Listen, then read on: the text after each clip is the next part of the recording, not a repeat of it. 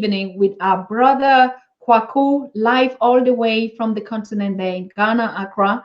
And today we want to be discussing about a very sensitive topic, as I can say, but these are topics that we've never touched base on. Now, we all are aware of the fact that, our prisons are filled up with Black people, particularly the men, as I can say. And now we want to find out from our expert here who has been working on this agenda for long, to find out what is the meaning, what does that signify. Most of our men are incarcerated, so the women are left on their own, and children grow independently without parental care. Is this a systematic racist agenda? Why are the Black people, particularly the men, targeted into such a, you just take, for instance, freedom fighters or political prisoners for no reason. They don't have access to meet with their families. Some have not seen their children for long, and the children begin to grow like that. So the breakup of Black families is so rampant, but particularly in this case, we want to focus about our African and Black people as prisoners of conscience and the way forward and beyond. So I want to welcome all of you who are joining the stream, be it from the continent, be it in the diaspora. We are live now, and we want to look into some of those things that actually hinder us and the development of Africa. What is it that make us not stay united and focus on our plans for a better and a united Africa? These are symptoms and these are signs that, irrespective of our goodwill, irrespective of the agenda that we have, but we still have those nitty-gritty that we have to solve as Black people, be it concerning our individual families or the world at large. Now, I take a lot of situation, prisoners that are just unjustly being held into these dungeons. Look at the situation even in Uganda, and we look at young people that were arrested just for standing up for their rights. But we also look at parents. We look at particularly the male that are targeted into this picture. Most of them lost their lives, but most of them are still even living there unjust. Unjust, like after the penalty and the sentence and everything, then you come, in most cases, like in the Americas, to see that, he was unjustly condemned for 10 or 20 years. Now, what about the family? What about the kids? Yes. These are all situations that are affecting us as Black people worldwide, and these are all hindrances that could not facilitate a process of the united Africa that we want. So I want to thank all of you for joining. If you're joining for the first time, as usual, you know the philosophy of Ubuntu. Share the stream, invite one another. Also be aware that we open our lines to take your suggestion and contribution. If you are experienced in this field, please let us know your impression. If you're watching us from anywhere in the prisons right now, please call in and tell us the situation and the psychological trauma, what you people are going through. The inaccessibility, the injustice is just too much. And we see how even the government portray this in a very subtle way. Is it a warlord crime? Is it a world agenda? Is it a systematic plan to just keep us divided and broken? I hope you're going to be my guest for today. And so we want to jump into this conversation with our guest and expert right here, Brother Kwaku, Lance Scurv. How are you doing today, sir? I'm doing fine. I feel good. I feel strong. I have clarity of mind, and I'm ready to jump into this topic because it's very important that we understand the different dynamics that make it a controlled demolition. I'm ready. Fine. I'm very happy. You were here last time, and we had just an inspirational talk about how we have to stay together as Black people, and particularly on our race, on which we are focusing on the Pan-African Daily TV. How was your impression on the last show before we get into the topic proper? How did you feel after being on the show? It was phenomenal. It was an honor to be here. I fully support your channel and your work, and I urge everybody to acknowledge the fact that you're working so hard. You're working every single day. You have a phenomenal work ethic, and the show last week was also phenomenal. I had tremendous feedback on it, and everyone loves you, but not just because, you're an attractive woman, not because you're so smart, not because you're a doctor, but because of your heart, but because of what they see in you. They see the willingness to be a servant for the people. And this is what I consider myself to be. So you are truly my sister in being in a state of servitude, in the spirit of servitude. The feedback was phenomenal. We have to continue these shows. Last week was a bit of a down payment to kind of show people my range. But as we go on week by week, we're going to stay focused in on each particular topic so we can enlighten those who do not know what's happening, because the changes that we're going through in the Black community worldwide, the African community worldwide, whether we acknowledge ourselves as Africans or not, we have a big identity problem right now, which is part of the agenda to destroy us. And we are so distracted. We're broken up. It's a controlled demolition. When a building comes down, when the bombs are strategically placed in each corner and it falls straight down, like the World Trade Center, and that's a whole other story, it's done on purpose. It's not by chance we find ourselves filling the prisons. It's not by chance that the media puts out a bad image of us. It's not by chance that our families don't have the fathers. There are reasons for this, but many of us take this in a very subtle manner. We don't really notice it because it's done so smooth, but our minds are trapped. If we feel we're free, we're still mentally trapped, and that helps the situation for those who want to oppress us to reach their goals, and that's to exterminate us off of the planet. Once they're done with us as they are, they want to get rid of us. Absolute. Thank you. This is very important. Yes, I want to greet the fans that are jumping in and like saying, yeah, we're happy to be on this show tonight. And we're happy for the topic. I'm happy. For just saying, yes, that's the straight way forward to go. There's a lot of challenge. And I want to thank you, brother. Same feeling that you have is the same feeling that I had. The connection with us here. This is your third time for being here. And not only like a brother, sister, but Black people and Africans going through a lot of challenges from our experiences. We begin to see that some agendas are actually, perpetuated or are directed to break us down, to break our psyche, to break even the agenda for a united Africa. And so they put us against each other, not only, but also the system that was designed that way to strip up, to rip us up, is really active. If we are not attentive as Africans, we're going to fall into that trap. And that's why this conversation today is very, very important. What are the things that we need to know to be able to safeguard ourselves and come to a kind of a dialogue, a conversation, an acknowledgement and education on the aspects that actually make us destroy ourselves without being aware, but also to look at the systems that have been put in the world agenda to keep us also destroyed. So, I mean, it's like we're fighting a two-way battle or a many-way battle, right? Yes. Yes. All right. So tell us a little bit on your experience. I mean, you've been working with this inmate, and what is it that you can lecture us from what you have seen, particularly the incarcerated Black men in those prisons, the psychological trauma, the generic trauma, the impact on the families, and not just those in prison, but us as a people in general? Yes. The prisons in America and across the world, my experiences in prisons and jails, working many years in these conditions, not because I just wanted a job.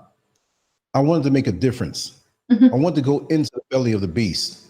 And in going in the belly of the beast, I got a chance to really get a good taste on what it's all about. Once I was discovered, my mentality, what I was all about, then I became the enemy to that beast, you see. And it is a controlled demolition. In actuality, all prisons for us are slave ships on land. We had slave ships on water, but these are slave ships on land. And it's not for rehabilitation. It's to keep us in that space. And we're like experiments. We're social experiments. And that is what has happened, because we're just there. And when you're in the garbage can, you come out smelling like garbage. You can be the nicest person in the world, but that place is not made to rehabilitate you, to make you better. It's just to keep you right where you are. And it's a very terrible place. It's a place where your spirit can get broken if you're not strong enough. You can be destroyed if you don't have the family support. Now, notice I said family support. They don't support you in any way. Your family will. But if you don't have a family to come home to, if you don't have that infrastructure waiting for you to undergird you and keep you strong, what are you going to do? They give you $50. They say, okay, you're free. You take the $50. You're looking out into the world. If you have no family or have no friends or have nothing, what are you going to do? So when you have been removed from your family unit, say, for example, you have children. And I got to go back further than that. I'm going to do this real quick in like about 2 minutes. Prison is when they actually have you in the trap. Like when they have you in the mouse trap, they got you now. But the entrapment happens long before. The school system, the media, the TV. You're a little child and you go to their schools and they teach you things, and subconsciously there are other things that are infused in the messages of those so-called lessons, right? And they have special programs in these schools, and they call it programs for a reason. They spot the brightest of us. And when they see who may be a threat down the line, right? They begin to work on our minds. They begin to try to break our spirits. I've had this happen to me in elementary school, middle school, and in high school. And they're preparing you for prison. They're preparing you to be subservient in their system, especially in America, and I'm quite sure the UK and other places. But we are, like, maybe I'm making up a word, but we are pre-defeated before we step out into the world. You saw the experiment where they have the little black girl pick either the white doll with the blonde hair or the black doll with the afro, and which one is more beautiful, right? And they tell you, I want that one. I want that white doll. That one is more beautiful. So we're set up long before we step foot in a prison. But if school didn't do it and the media didn't do it, or our broken home, which left us open to many things, prison is waiting there ready for the kill, and it's going to do the job and finish you off. Because listen, just like that circus elephant that performed for the circus for so long and obeyed every command of the people performing, when they take that circus elephant and say, okay, you've given us enough years, we're going to put you out in the wild, which is not really the wild, and they lift the cage off of the elephant, you would think the elephant would be so happy to be free. But the elephant has lost their instincts for survival. They don't know how to find food anymore. They've been given food. They don't know how to deal with their predators because their predators were kept away from them. So soon after, they're out free. They might not even move a step away. They die soon after because they've been broken. And that's the same way with us who are in prisons. It's there to get you dependent on them, taking care of you, to not ignite that spirit of manhood. They want to keep us as children. You see, the media wants to keep us as children. And then we have in the family unit, some of our sisters who don't understand what's going on. See, so that man may not be able or equipped mentally to hold down a job. It's not his fault because he wasn't infused with that masculine energy, which is really illegal in the United States, the UK, and across the globe. Black manhood, number one, is illegal. It's a crime to be who you are when you are a straight Black man who is about his Black woman, his Black family, his Black community. You can be so-called Jewish, and if you're about your community and about your family, it's cheered on. You can be Latino, you can be Indian, you can be Caucasian, and that is cheered on. But the minute they know you as a Black man or woman, but especially the Black man, Black manhood is not acceptable. Even it's not acceptable for our sisters to be with us, to stay with us. So they have our sisters saying things to the effect of, I don't need a man because I have the state taking care of me. I have an apartment there for me, right? Section 8, that's what they call it in the United States. Not in every case, right? But we get the welfare, we get the WIC, we get the food, we get the child care, we get some money to spend over. So what do I need a man for? The state then becomes the father of those children. The state is the man of that woman. So since the state is doing all the things that you're supposed to do as a Black man, and you're removed, and she feels that, wow, I really didn't need you. You're just a sperm donor, right? And as a sperm donor, the government of the United States, and I'm quite sure the UK, doesn't mind if you breed more.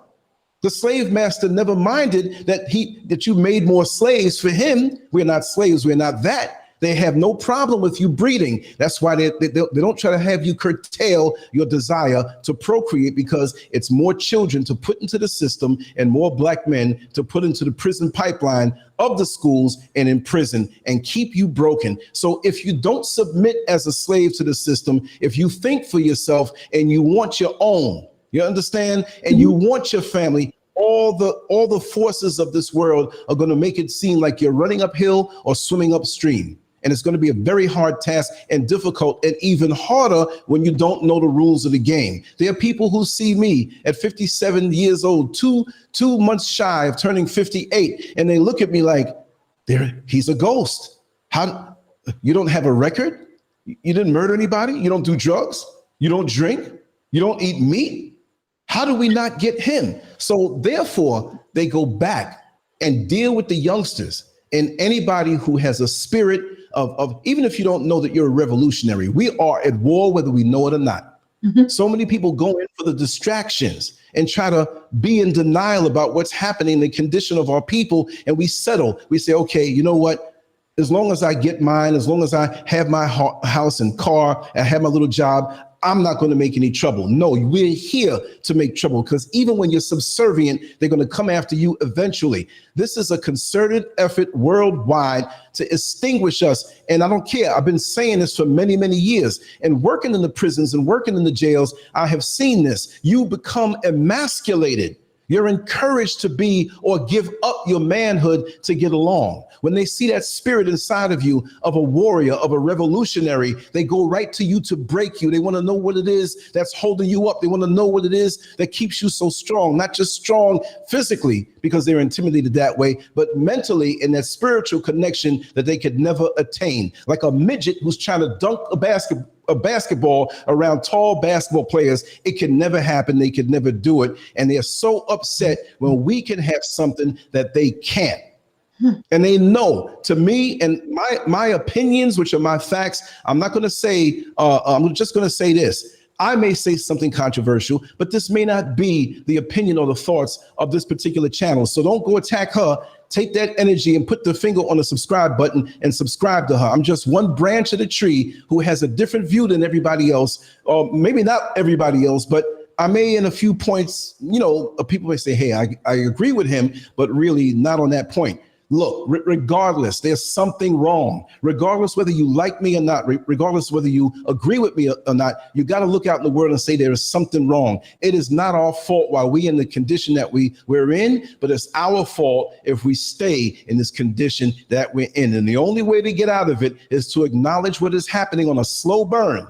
We're like that frog. We're like that lobster that's in the water that's boiling or beginning to boil or beginning to heat up, but we don't realize it. So we're just enjoying a nice warm bath until it's too late. It is so factual. I don't even know how we can manage it, because if you look at this situation, I have contacts to those in prison, and particularly and you see how broken and how they continue to even break them more. And Yes. It's just, I mean, it's just not normal. It's like the same thing, like we are selected. You have the brains to work in Europe for them. You have the brains on the continent or anywhere, the smarter ones that would be locked down somewhere and shut down. And then you have now the role of the woman that is single, that is left with the house chores, or to raise another man for the other generation. And you see, it's so contradictory that how do we do that? How do we do that? How do we get access to empower them, to keep them strong, to give them exactly this educational concept, this brainwash? How do we rescue them, even in those situations? Well, in war, there are going to be casualties, unfortunately. Yes. And the longer those of us cease to or refuse to speak on these things and bring them to light, the more casualties we're going to have, because many of us, the majority of us, are blind or partially blind. We have to face this. We're not going to be able to save everybody. Not everybody wants to be saved. Once we understand that, it's like triage. And I always use this example when an ambulance comes to help three people who are injured, and one person is having a heart attack. One person has a wooden stake driven through their leg. The next person has their brains blown out, and they're still conscious enough, but they're not going to make it. Well, that person who has the brains blown out, we can't help them. We can't put their brains back. There's no technology for that. The person who has the wooden stake driven straight through their leg, they'll live. They can wait a little bit. So we have to deal with that person who is having the heart attack, that our attention will make a difference in their life to save their life. These are hard choices. We can't say that we have to throw away anybody. We want to save everybody, but we can't wrestle with those who are gone in the system. We have to face this because this is a war. We don't want to lose anybody, but we've been in this thing for so long, and this thing has been so wickedly brilliantly done. It's not brilliant from a good side. What I'm saying is that they did a good job on us, not good like it's good, but bad for us. But they did a good job. I mean, when you get robbed and you say, man, you got me. You got me, man. That was slick how you got me. Now you're not happy that they got you, but you realize that this was something planned for a long time ago. We have the Willie Lynch letter where some people say that it's not true. Some people say that it is true. But whether it is fiction or whether it's nonfiction, look at the facts of it. Look how we have become divided. Number one, it's unity. And I have said recently on many of my shows, I said, listen, I'm tired of saying, let's wake up. We got to wake up. We got to come together. We've been saying this all my life. I'm hearing this. It's time for some action.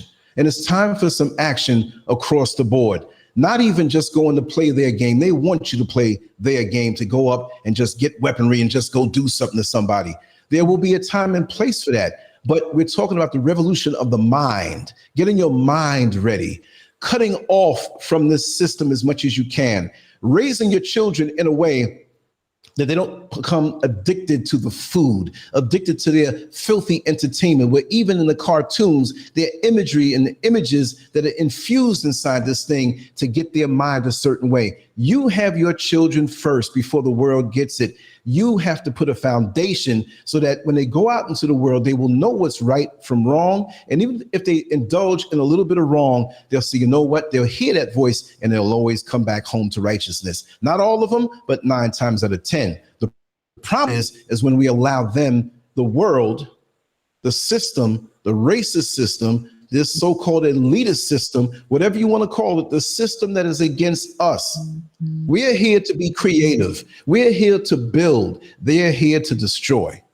Now, once that point is proven and brought home, we don't have much to do now after that because we understand our role in this world. They are diametrically opposed to us. There's no soft shoeing that around, or we should not be afraid to say this because we know somebody who benefits from this racist system. So we're afraid to talk around them. No, if you're in my corner, like you say you do, you will understand what's happening because statistically, it's a fact. And I don't have the statistics now, but all you have to do is look around and see how many fatherless homes there are, where the children see a real man and they're so caught up, like they're not used to that. When I used to drive a bus, little girls would get on with their mother, and once or twice I heard the little girl say, "Mommy, is that daddy?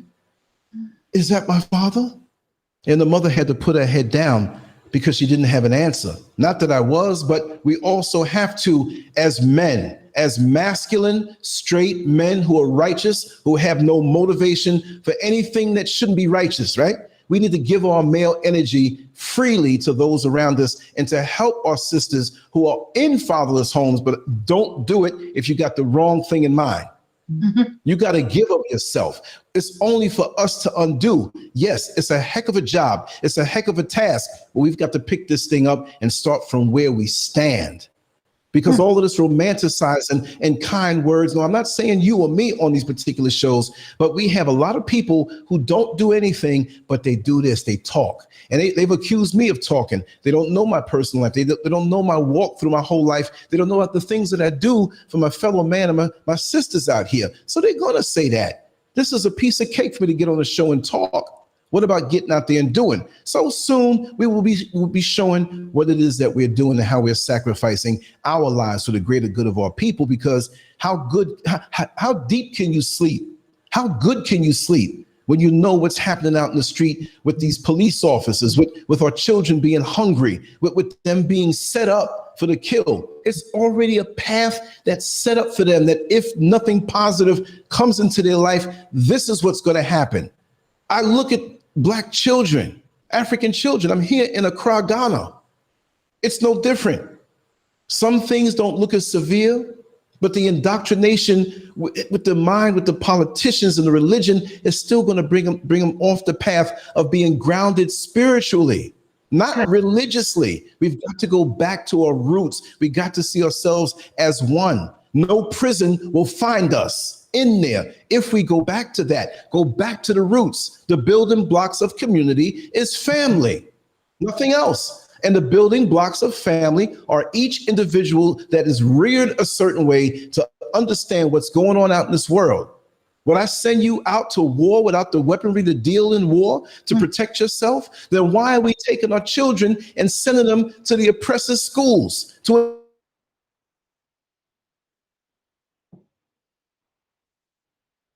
focus on him more? That one there, they don't seem to be a threat. Our men are emasculated to the point where, hey, it's a very sensitive topic, but we got to talk about it. Why is it that we have so many more homosexual men, Black men running around? Do I hate you, brother? No, I love you. Do I hate the shirt that comes out of the wash that's not iron, it's wrinkled? No, I take the iron, I take the wrinkles out of it. You don't know your mission. Most of us, not only just them in that category, but most of us, we're on a hedonistic, carnal trajectory where we're always looking for the pleasure and not looking for the pain, because sacrifice is pain. Being a servant is pain. So we don't see any hope in this system. The only hope is to come out of it. And the way to come out of it is to come out of it mentally. And I bet you, just like you really hardly see Asians in prison. And I'm not putting them above us. Why is it that you don't see the Chinaman in prison as much? He didn't do as much as we may have done out of our frustration and ignorance. We have to understand that we're set up to do these things. It's not that they're better than us. So we got to stop thinking that other people are better than us. And for those who don't want to talk revolution, who want to have a kumbaya moment with the oppressor, you're the enemy also. You're the enemy also, because you're in denial. You're in denial of reality. In these jails and in these prisons, they push religion on you. I've worked with juveniles who don't have fathers, juveniles who in the street have run wild because of the frustration they feel and the hurt that they feel. And the reason why they go at other males who may be their age or younger is because they're resenting the fact that they do not have a father. Maybe the father didn't leave them. Maybe the father got killed. Maybe the father was broken. Maybe he was embarrassed that he couldn't take care of the family because the jobs that we're offered, which we should not be thinking job, but we didn't know that coming up. They told you, get a good education, get a good job, you can make it. But you get a job which is just over broke. That's what it means. You mean the next man thinks for you, pays your taxes for you. You have to go to him to decide when you get a vacation? No. Today, I was on a Trotro. That's one of the vans that inexpensive, you ride down, and it's like $1 van in New York City. And it stopped for a while. And I told my wife, I said, you see that man over there? It was a little 10-foot by 10-foot container on the side of the road. And he had all of these TVs out there and computers, and he was sitting there by the side of the road doing his work. I said, look at that. That man may not be making that much money, but he has his self-respect. He has his pride. He's a man. If he wanted to stay home one day, he could. If he wanted to work 16 hours a day, he could. We've got to let our men know that we are in control of our destiny as long as it's out of the system. And when you're in the system, know how to manipulate the system so you can eventually come out of it. But it's all about you. It's all about you and keeping yourself built. They buck break us in prison. They control you in prison, but is it any different that when a buzzer rings off that it's time to go out to the rec yard? Time to go to the rec yard, y'all. Come on, let's go. I was in there saying that. I was in there doing that. But you know what? They loved me when I was in there because I broke these things down to them so they understood why they were in the position that they were. And I said, eventually, the administration didn't like me. And I will tell you this much. They fired me in one of the facilities. And why did they fire me? Because they said that I gave too much food to one of the so-called, I hate to say the word, the so-called inmates. That wasn't what it was. They saw my web presence many years ago, and they didn't like me there because we had many of white supremacist, white criminality, Ku Klux Klan, white militia groups that were high up in position and had positions strategically working in the jail, where they had many sergeants and some captains and some corporals who worked there. The majority are black faces, but the ones sitting up top, pulling the strings, don't look like us. And even when they look like us, you got to be careful. They don't think like us because they're well-paid slaves and they're not going to give up anything they have. So be very careful when you get into these facilities. Be very careful when the officer comes to sit down with you to pick your mind, just like that teacher in elementary school saw what kind of household you came from and sought to destroy you. If they don't get you there in elementary school, they'll get you in middle school. They'll get you in high school. They'll try to get you in college. And if they can't do that, they'll have you in the prison and make sure they'll kill you off. So when you go back in the street with that $50 they give you, if you don't have a family, what are you going to gravitate toward? You're going to say, I'm going to work a job and wait 2 weeks to get a check. What am I going to do for two weeks? Where am I going to sleep?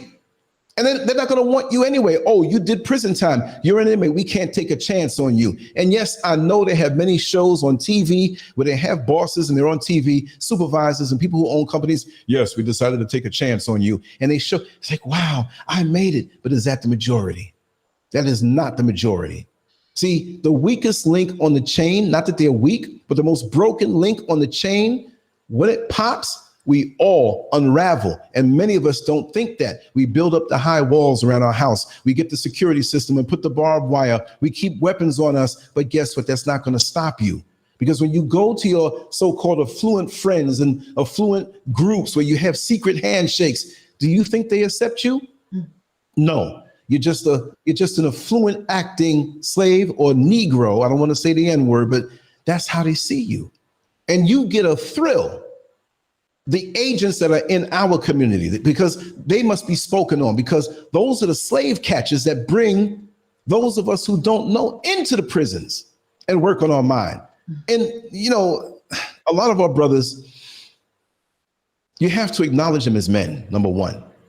When I worked there, different places, I never got punched in the face. I never got jumped. I never caused any incident to get out of control. When I walked into a situation that somebody else must have inflamed, things calmed down.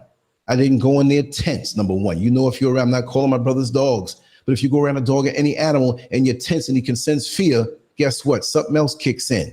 I'd go in there and sit with them for the whole 8 hours of my shift and talk with them. I'd go into the cells with them and speak with them on their problems, their issues, their challenges. And this is why I never had a problem. And even in the street when I was there and I would see them, I wouldn't try to hide like most corrections officers that did dirt.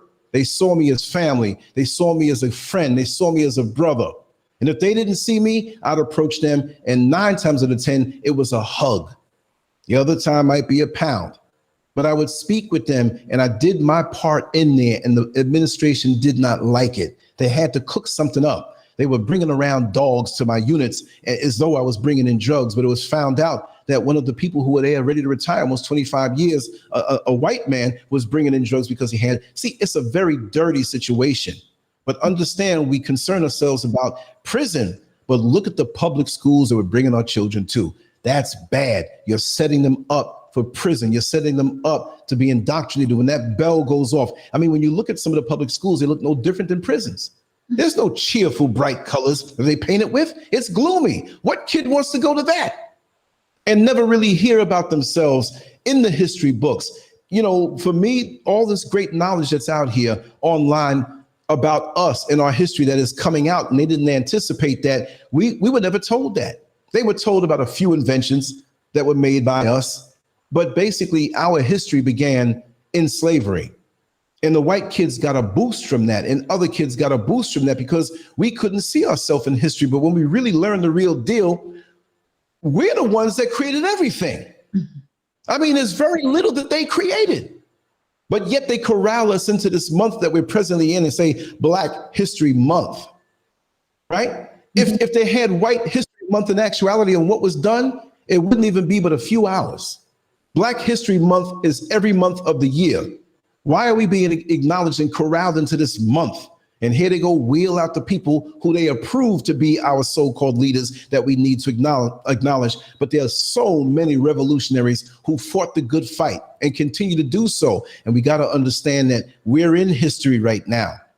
They point us back to the days, and they might let us get a little bit of Malcolm X in their facilities, right? But they point us back. So we're looking back, but look at us now. We're worse off than in the civil rights movement. But now we're compromised because we have the reality TV shows. We have the drugs around here. We seek pleasure because of all the pain. And then we go now, we make children we're not ready to take care of. And then when you don't pay the child support because now he's the father, this is the setup. You don't pay your child support, you're going to get locked up. You're frustrated and your job can't pay your rent, or it's not really mortgage that we get, right? Because now we got to go to their banks now to get the money. So you can't pay your rent, you're out in the street. Well, guess what? I'm a man. I need to have a place for my family, my children, right? You go out there and you hustle a little bit and you get busted, you're back in the same prison. You strong arm robbery. You get frustrated. You want to get it all now. You go open a bank, you're back in prison. You get frustrated in public transportation looking for a job. Some white man is looking down on you funny and he says something to you, throws off on you, and you're frustrated. You can see that he has it all because the system serves him. The system, and well, we didn't do anything to you people. I didn't do anything to you people, but you benefit from what was done. Yes. Right? You're the beneficiary of it. You're an accessory. If somebody robs a bank and tosses me a bag of money and it's $200,000 or $1 million in that bag, and I say, well, I didn't rob the bank. You think the cops are going to let me walk with that money? So it's my duty to not let you walk. But I don't have power in the system like you do, and they don't benefit me like you do. So I've got to have a strategy of coming out of the system. I've got to have a strategy of having sacrifice and discipline where I'm not bringing my hard-earned money to you, but little money I get. I got to think out of the system. So this is why they have to keep us where we're not unified. You have a different accent. You're from the UK. You know, you're not like me over here in America. And us over here in America, even though I'm in Accra, I was born an American. North, south, light, dark. You got college, I don't. You got money, I don't. You on the East Coast, West Coast. Look how they push that with Tupac and Biggie, the rappers, hip hop, East Coast, West Coast. So many people who look up to them as icons. Man, I'm with Big, man. You know, he's from Brooklyn, he's from New York, so and so. The Tupac thing, well, he's representing the West Coast. But we gravitate toward these labels. And we split ourselves up more, and it keeps us from coming together. We get mad, things come out. Oh man, all you Jamaicans need to go back to the island, man. You coconuts, you monkey chasers or whatever. I can say that, you know, my father's from Jamaica. So it's not a bad thing that, okay, yeah, I had a phone call there I can't take. But yeah, we got to stop and not look at ourselves that way. And from what I'm seeing, the majority of us have that. Those of us who are in the chat room, we're far and few between. And we're going to have to prepare for loss. We don't want it, but what you can salvage. It's like you being in a burning house. You're not going to sit there and say, well, let me just pick and let me grab this computer. Let me grab this jewelry. No, save yourself. If on the way out you snatch something, you're on the way out. But don't hesitate. 2021. Really think about that. For those who are younger, you may have been born in the prior century, 19 so-and-so. I mean, as the years roll by and I'm online and I'm scrolling down when they say what year you're born, I'm scrolling. I'm like, man, it used to take me 1 or 2 scrolls. I'm scrolling like 15 times. I realize the passage of time. We just lost Mary Wilson. We just lost Leon Spinks. We're losing so many of our iconic people, whether they knew they were or not. Time is moving on. I'm older, you're older, but it's not about a panic, but it's time to get busy. Whatever you know to execute and unify, we must do. And we have to understand just to reach out to our brothers and sisters in prison in some kind of way, you know, to reach out to them, to reach out to the families who have someone incarcerated and say, hey, listen, I want to give a little money to their account, you know, so they can have a little extra food. Or I have a few books that I'd like to donate to them and they can share it with the inmates there, anything to strengthen their mind. But they go through every single thing that you send them. And if it's something revolutionary and not going along with if it's just a picture of the white Jesus and why we should pray. I'm not trying to insult anyone who says they're Christian. I'm not. I'm just saying is that they have locked our minds. And that's a great opportunity to do so, because we have so many people coming into the prisons who want to push religion and not push changing the conditions in the street, changing the conditions and attitudes that we have toward our young ladies. There are many brothers in there. I'm not going to say they're righteous because they're locked up, but they're misled. They're detoured. Like I always say personally, never defeated, only detoured. I'm never defeated. I'm only detoured. And that's me with a clear mind. So could you imagine a young man who never had a father? Let me tell you something. I'm going to tell you personal experiences now. I would see so many broken young men, broken older men who weren't used to a man. We're talking about in a straight way, in a righteous way, approaching them in the spirit of love and camaraderie. Absolutely. So their guards go up. Mm-hmm. You see what I mean? Their guards go up. And they think you're trying to do something funny with them, or they don't understand where you're coming from, because we don't do that. We fight against each other. A man's got to be a man. Their different definition of manhood is not proper. It's not just about the aggressive, right? The lions out in the field, the animals who are the strongest, they're the most gentle, right? And they need to be gentle with each other. I remember there was a young man who always gave me a hard time. And he wasn't like he was 20 years old. He had to be about 30 years old. And I had about a decade on him. But there was so much of him in his development that I can see was actually underdeveloped. He looked like a man. He talked like a man. His body parts were working because he had a slew of children. But he still had a part of him that wasn't healed yet. He still had a part of him that wasn't developed all the way, but it wasn't his fault. When you bake a cake and put it in the oven, you know, it looks like it's baked. And it was in there almost the time that it should have been in there. But what do? We take a knife and we pierce it to see if it's done. Many of our brothers can look strong, can speak a certain way, but there's something missing. It's a part missing. And it doesn't mean that they're not effective. It doesn't mean that they're lacking as far as they're concerned, because they feel it. But we have to understand what the system did to them. They didn't put the batteries in with that radio. The legs didn't come with the table. You know what I mean? The light bulb didn't come with the lamp. So here they are feeling inadequate and like they can't do, but you have to make them understand what happened. So this young man, which I say about 10 years younger than me, his grandmother died and he was broken and I could see it in his eyes, but he had to maintain the facade of being tough. I can handle this. I'm not going to cry, whether you want to cry or not. So I went up to his cell and I asked if I can come in and sit down and talk to him.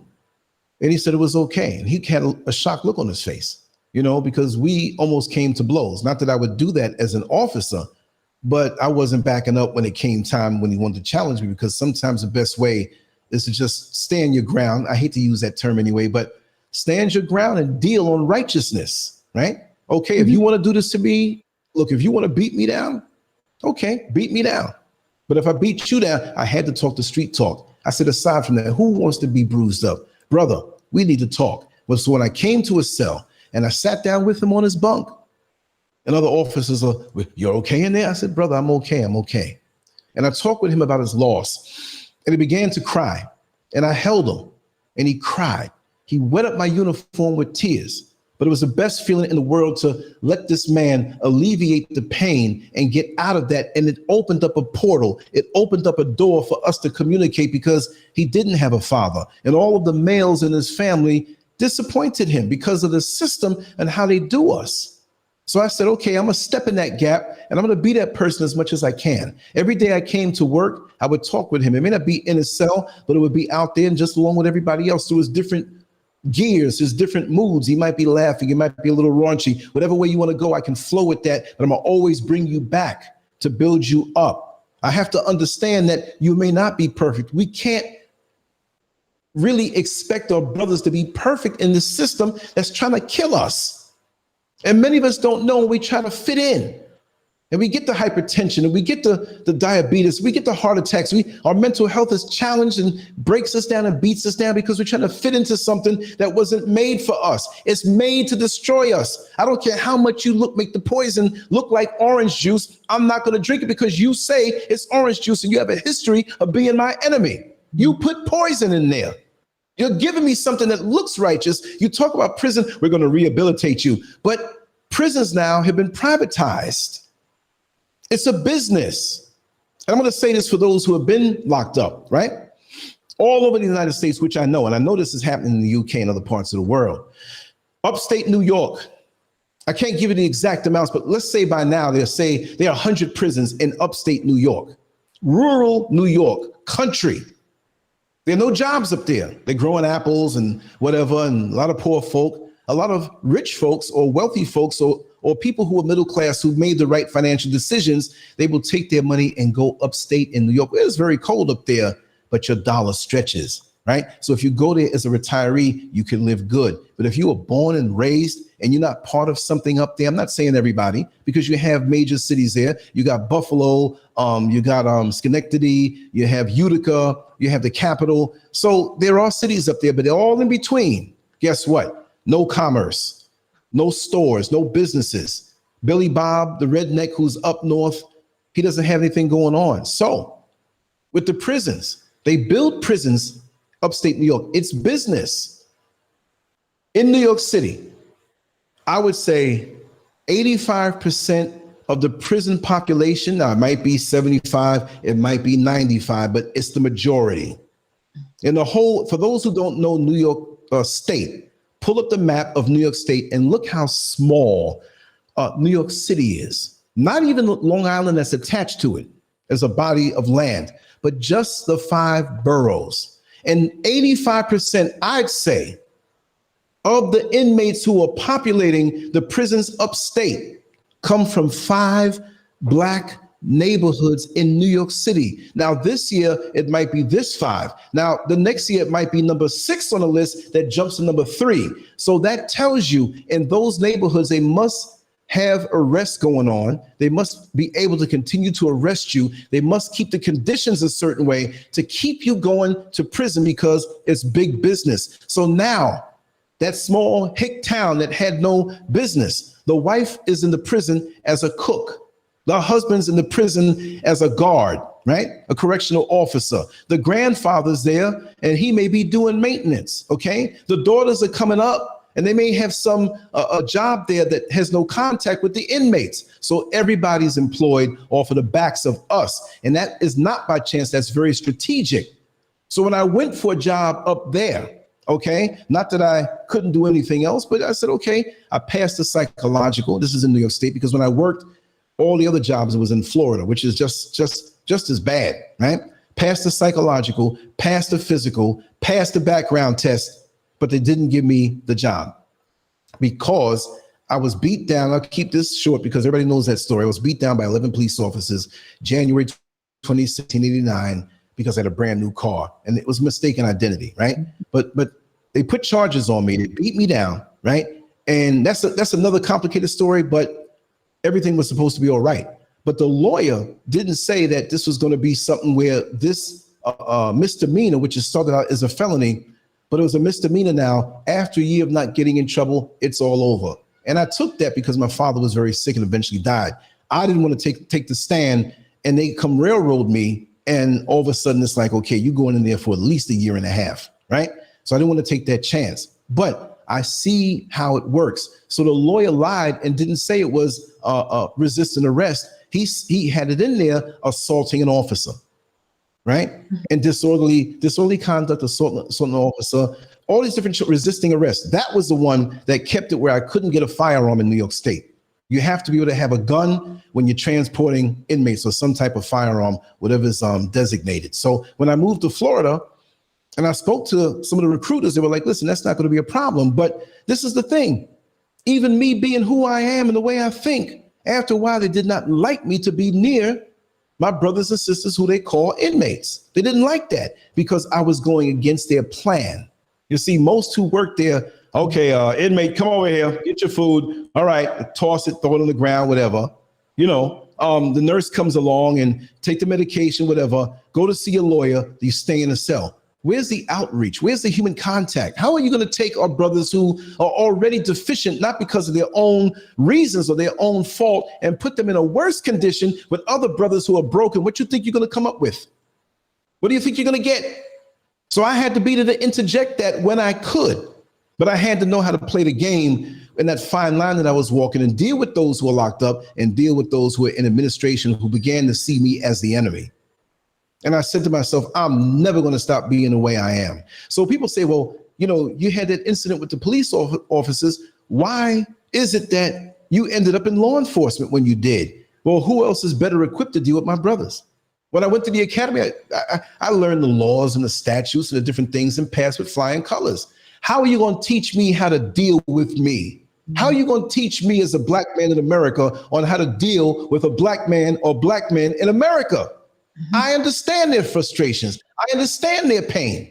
I had parents and I had a community that backed me, and it kept me from making the bad decisions, but I'm no better than them. I could have ended up the same way they did.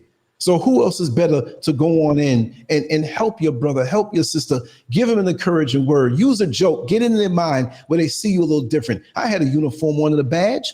They didn't like that. They see me as the enemy, but slowly but surely they saw what my heart was. So whoever you are, wherever you are, when you see a brother or sister out here understanding, even if they're smiling, they are under attack because we are at war. The prisons are waiting for them. And when you're broken, they want to keep you broken. They don't bother the homosexuals as much in prison.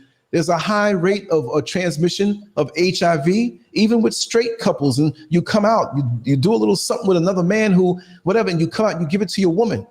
This is what they want. It's not just locking us up, but it's keeping us from having the potential to have those seeds of greatness developed. So like Malcolm X, when it hit him in prison, they don't want you to have those aha moments. You see what I mean? They want you to come back mentally downtrodden and to keep on with the cycle and fall victim. Now, driving the bus, not like prison, but I saw people who were locked up as they are in the street. I knew them locked up, but now I see them in the street. So coming to Central Florida, I got an education that was invaluable that many people who would sit up at a college for years would never get. But I already knew. It just confirmed what I knew. And I saw the cycle. I saw the young ladies who had no father. Then the father comes out, he makes kids with another woman and she gets frustrated. He looks for a job, he gets frustrated. He does something again and gets locked up. Domestic violence, not because he wants to hit on his woman. You should not hit on a woman. You should love on your woman and support her. But I understand where they find themselves because there's no way out. I can't make money. I can't be treated as a man. I don't get my respect. Why do you think with black men more than anything else, they're the ones talking about, you better respect me. Mm-hmm. And they will kill you for the little respect that they think that they deserve. You don't see, and I'm not saying this in a comparison to make them better. You don't see Chinese men, oh, you must respect me, because they're all unified and they know they have a unified mission. And you'll get the respect. You know you have your comrades side by side. But if in our head we don't know who the enemy is, how are we going to fight the fight? We are the most strongest, powerful men in the history of recorded history and history that's not even recorded. And they know this. So this is why they have to come at us. You see, they have their technology now. But when it came to building their cities, when it came to building their structures, they came and saw how we lived, superior to them. They wanted that for themselves. So now they feel they have enough of our knowledge, but they know more than what they're letting on to, because there's a lot of cosmic things going on. There's a lot of spiritual things going on. There's a big reason why they want to get off this planet and study about Mars and the moon and getting out of here, because this planet is the biggest crime scene in the universe and justice is coming. Whether you believe in something coming from the sky that looks like us or not, they know what it is. Not all Caucasians, not all people who are benefiting from the system, but those people who call themselves elite and those so-called top people in that system, they know something's coming. And this is why they're trying to amp things up by making us take a vaccine and scare us into something. Yes, what happened to the flu? I'm coming back to it, but I'm saying what happened? Where's the flu? The flu's hanging out in the Caribbean somewhere on vacation, smoking a joint and drinking, hanging out, eating a mango. So we've been fooled now ever since the year of return came. 2019, and I went, the year of return. And so many people showed interest to spend money and come to Ghana and go to Zimbabwe, go to South Africa, go to Gambia and say, wait a second, I want to live here. All of a sudden, something had to come out immediately. to lock down the borders, to come at us where it started in China. But now, why are we taking the vaccine? If you rob a bank, why are they trying to lock me up? There's a reason for that. And they have to push that to get rid of us. A controlled demolition, fatherless homes, children that don't have their fathers, young girls who are looking for that righteous fatherly energy, a sweet talking young man who only wants one thing, more children made, another young lady without a man, a righteous man. They look on TV now, they don't see that. At night, they always make sure to put up pictures of people who look like me, who robbed the candy store, who robbed the grocery store, who robbed the pharmacy. So it can further push into the minds of the masses that we are the enemy. The black man is the enemy. No, we're not. No, we're not. The real enemy doesn't look like us, but we can become that if we don't know and we follow through. They love when they see us locked up. They don't love us when they see us loving our woman or wife. They will never showcase us en masse. Every commercial you see on TV is some white man with a black woman. That's just as bad as us being in prison. Because our young girls look up and say, well, I don't see no black men around. I guess that's the one, right? And many of us black men, we chasing after white women. Where we get that from? We got that off the plantation. We are so screwed up mentally that we got to untangle, like I said in the beginning, like that Rubik's Cube back in the day, where it was so hard to get all the colors to match up a certain way. It is very, very difficult. It is much more difficult than we think. And the antidote is not saying, well, you know, we got to wake up, we got to come together. Even the politicians will say this. And I'm gonna vote for him because he understands what needs to happen. And when he goes behind his gated community and you out in the neighborhoods catching hell, racism, the church is bringing the tithe money back to the white politicians and back to the white banks. All that money, where is it going? So we're in prison without being in a physical brick and mortar prison. This is a prison planet for us. But those conditions in the prison, they're no good. You don't want to go there. The things I've seen in there and out in the world, like I said, I feel I've seen more than my fair share of reality, and I can't be quiet about it. I don't have to rehearse for it. About 15 minutes before we got on the show, I took a quick shower. I said, oh, I hope she doesn't think that I'm messing up and I'm not going to show up, because I text you back with I said, the link. This is what I do. This is what I live. I don't have to rehearse this. I didn't write anything down on a piece of paper. I didn't recite anything. You just said, hey, we're live, go. And what I'm telling you, it's a controlled demolition. It's been going on for a long time. It's a well thought out plan to have us exterminated off the face of the earth. Some of us will die, but as long as we are like a shish kebab, you know, when you have a shish kebab with meat and something going through it, we can look like the meat, we can look like the brown and black men that we are, but we have a different mindset. We're emasculated and we present that to them. So this is why when we are homosexual, we are no threat to the system, because what you have is not going to impregnate a woman and continue our population. So you're no threat. It's going nowhere. Go on and we'll give you rights. Keep on doing what you're doing, because no baby is going to be produced out of that union. Go ahead and keep, atrazine. I think the chemical name is, where they've given this to frogs, and the frogs actually produced eggs and became female. Now, those are frogs. But why is it that in Texas, California, and Florida, more so Texas and Florida, they have atrazine when they spray the crops? And we get this in our system. And it may not be the same proportionate amounts that frogs get because they give them a bigger dose, but it shows you where we're going. I saw a meme on Instagram where there was a young boy, two young boys, one had his shirt off, and the young boy basically had breasts, and he was swinging them around and dancing, and it was cool for him to do this. How did this happen? Why does he look like that? What foods are they giving us in the prisons that keep us where we're impotent or keep us where we can't produce? They have some juices. They're not even juices. Let me take that back. They have some little drinks that they give. And I looked at the ingredients on it. Of course, they always have sugar there, but they had lots of chemicals in there.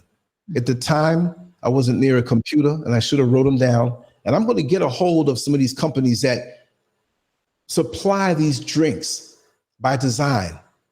And there are things that make our brothers and sisters sleep when they're in there. They don't want us aggressive in there. Of course, aggression will bring problems when they buck heads like two bulls, but they want us zombified. They want us compromised. They want us defeated, and we accept this, that if I'm just going out and get a little job, whatever. No, we're supposed to do more than just for ourselves. My life means nothing if all I did, look, I can be successful and not do any of this. I can shut off from being on YouTube and social media and talking about things and just focus on getting money in my pocket, learn something else or whatever. I know a lot of affluent people who would love to take me in and say, hey man, I'm gonna show you this. I'm gonna give you 6 figures. Even though, you're a high school guy, I can do that. I can't do that. I'm not trying to say I'm somebody's savior. I do not have a savior's complex. The complex that I have is that I need to help save my people. And you who are righteous and talk this stuff, you need to help me. If we have the mentality, if we all lived in a subdivision, I think I said this on the last show, I'm going to say it again. If you swept and cleaned in front of your house and you did half of the person's house next to you and the person next door to them swept and cleaned up in front of their house and the half next door to them, the person between you wouldn't have to worry. But when they go out, they do half. If we look to do a little more, we'd be better off. If we looked out for our brothers and sisters right in our path. We know what's going on the world scale, but let's just look around what's in our path, because it can seem to be something that's so daunting of a task to do, so impossible. Like, oh, black folks, we through. Look, I did say that the majority of us, if we keep going on this trajectory, we're done, because the systems are set up. If they don't get you one way, they're going to get you another way. Our sisters are not protected. You want to say something, sister? Go ahead. No, I was just affirming to what you were saying. I mean, like, we also have the situation that you're presenting is more or less in a community, but it's affecting our Black people worldwide. Now we're talking about the white supremacist agenda, but look at the continent and the prisons after elections. Young people are incarcerated, they are separated, they are murdered, they're killed, and even in the political freedom fighters, or just being a young guy out there. Now, what is the difference? You're in Ghana. I don't know if you've had that program or you've ever thought, like, we want to compare the system, because it's like a global thing. So it doesn't even matter whether they are the white face on, like you say, or they're the black face on with the white minds. I mean, it's like it's a global agenda. Now, one other thing that I realized, like the conflict in the war zones, like on the continent. Now they put you against you, like in the situation in Cameroon, for instance. They say it's the English and the French, which obviously is not the case, but that is the global picture. So like the Anglophones are fighting with the Francophones, and then now these are one people. These are the Abantu people. We're all brothers and sisters now, but they taught a lot of these freedom fighters stand for your right. Or it is on the United Nations chapter for whatever, you have to defend your human right. They go out just for a normal protest, just like in Sudan or any other country, got cut up and then put up in these dungeons. And now the system, it is not the agenda or the color skin person that we're talking about. It is the black skin person that is executing the same thing. That's why we say, is it a global agenda that even we are executing, being aware or not? Yes, it is global. And to be abstract again, to make a point, it's like you have that schoolyard that's paved, tar, and it rains. And you see how bad of a job they did because it was not perfectly flat. You have certain areas that as the sun dries it up, you see puddles that are a little deeper. So globally, you may have a little more here of this, in another country, a little more here of that. And then we have in the motherland, those who have their previous little battles with each other, previous ways of being disconnected mentally. And so it manifests in I'll say a tribal war within a country, that you have one faction politically against the other faction politically, but politics is not going to bring us together. We can't see that. We've attached ourselves onto something that is not there to benefit us. And the person that benefits sits back and watches us destroy each other to the point where we can't live on our own 2 feet. And now we need aid from outside, and they're so willing to give it to us with a high interest rate or in a way we can't pay back. Now we're dependent on them, but they came in and looked like the heroes. Yes, here in the motherland with the majority of the population being African, Black African, well, it should be heaven on earth, but it's not. Even here in Accra, in Ghana, I speak about how beautiful the sun is, how beautiful the land is, and the sights and everything. I'm not afraid to say it, but we screwed up over here too. We're screwed up over here too in so many different ways, in a different way than I know in America, but in very similar ways, but it goes off. Religion has got us messed up where we're afraid to challenge anything. We're afraid to want to ascend higher and demand more for ourselves because we've been so beat down here that we think the schools in the UK and America are better. We think the American and UK way of life is better, but all of the resources is here.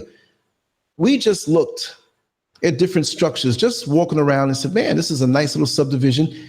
We looked and there was a person who said, wow, you guys tourists? And I said, no, we live here now, but there's such beautiful homes here.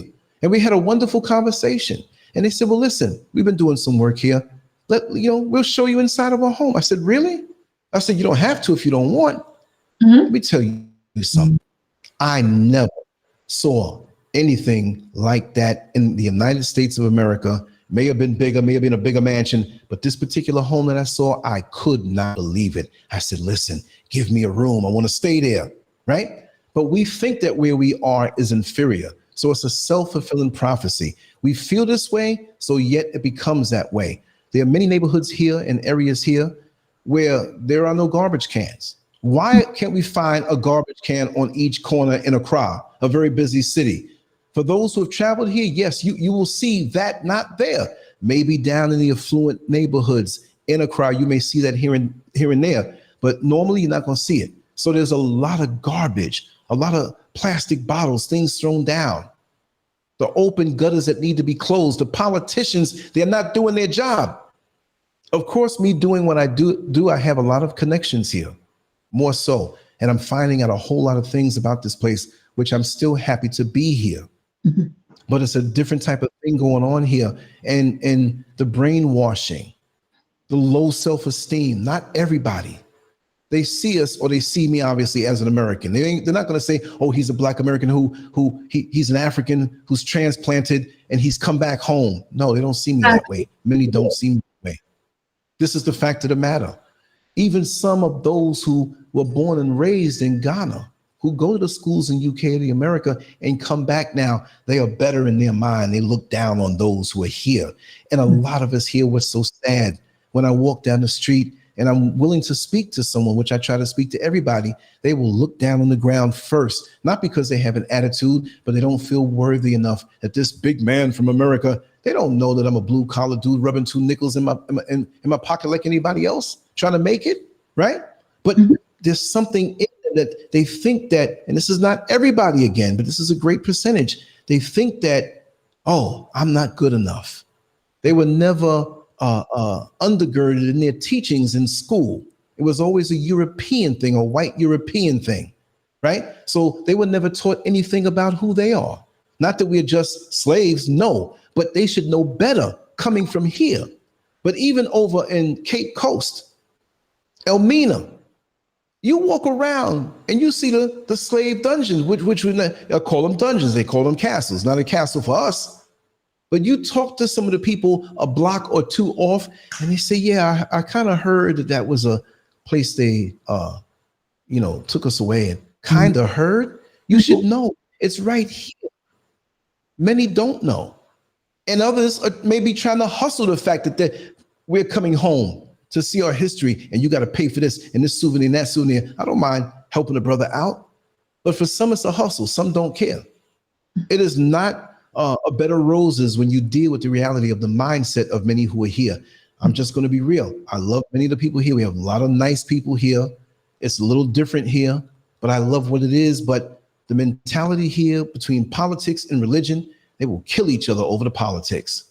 I'm not saying everybody's going to kill each other, but some have been shot. Some have killed fighting, and they don't see each other as the same. Even here in Ghana, you have different factions. I couldn't tell you all of it. Ashanti and this one and that one, and some don't like the others. I found out upon touching down, talking to different people, that many who Nigeria is not really too far from here, Mhm. right? You're not going to walk it, but there's a country between us or two. A lot of Nigerians don't really fancy people from Ghana. A lot of Ghanaians don't really dig. A lot of folks, what kind of mess is this? What Um, kind of mess is this? Let me just intervene there. Sorry. Somebody's writing here. One Mhm. thing is saying, "Are we running out of time to save our race?" Now, you see, this is the this is the challenge. I don't want to call it a problem. The challenge is while our brothers in the diaspora were taken into slavery, those on the continent were colonized. And so the division, the partition, the Berlin Conference, and all the impact that we're seeing today, had breaking us into these particles, and then we cherish them, and then we become tribal, we become nationals, we become oh my country, and like you were saying, and these are all discussions we'll see come to that part, particularly in this term of, I mean, what is it that unites us? We are saying color first is our one identity, and we are diverse in color. We have the albinos and we have the others. But I mean, just to know that you're my brother, you're brown. And how do we get this? Like the Dyke is saying, are we running out of time to save our race? I don't feel that we're ever going to be exterminated, Yeah. but I know possibly our numbers will be reduced. And we are running out of time because time is very precious. And most of us don't know we're on a railroad track with a speeding locomotive coming at us with the lights off. We're quickly going to get run over. So since we're not aware of it, we've got to save who we can save, but there are many who want to lay down on the railroad tracks as though it's heaven on earth. We have to let them go because we have young folks that we have to focus on. Yes. Those who are in my age group who are still stubborn, who still don't get it, who feel that they're going to ride out on whatever they earn of money and just say, I'm just retired. I'm not dealing. I don't care, whatever. Well, then you know what? You're dead. You're gone. We got to deal with the younger people and get to them first. Those who look, how are you going to live all of these decades and you're in my age group and you don't know? And many of us are punks. I'm getting up here in a different country that I've grown up in, and I'm talking this stuff. Who knows what can happen to me out here? It's not like other places. It could be always an accident, whatever. I have no fear. I have to live in my truth, and I have to tell the truth. Correct. And I can't lie. Correct. We are messed up all over the planet in different ways. And the people who they elect as leaders, leaders for what? Leaders? Where are they leading us to? Look at the conditions of us all over the planet. Where are they leading us to? We need to cut off from the system as much as we can. We know we have this thing called money and commerce, but to pull ourselves out and be ready to not have any of it. Be ready to go out in the bush and build a structure. And yes, you got to have money to pay yourself out of the system. Buy some land and be gone. Grow your food, be away. You got to be ready to let it all go because it's like having a little cancer that's malignant. Oh, it's just a little cancer. I don't need an operation. We'll come back 2 years later. It's all over your body. See, we got to understand again that we have a common enemy, but we're so fooled by this deceptive entity and our desire for the kumbaya moment with them that it's not just them. We're on remote control doing their work.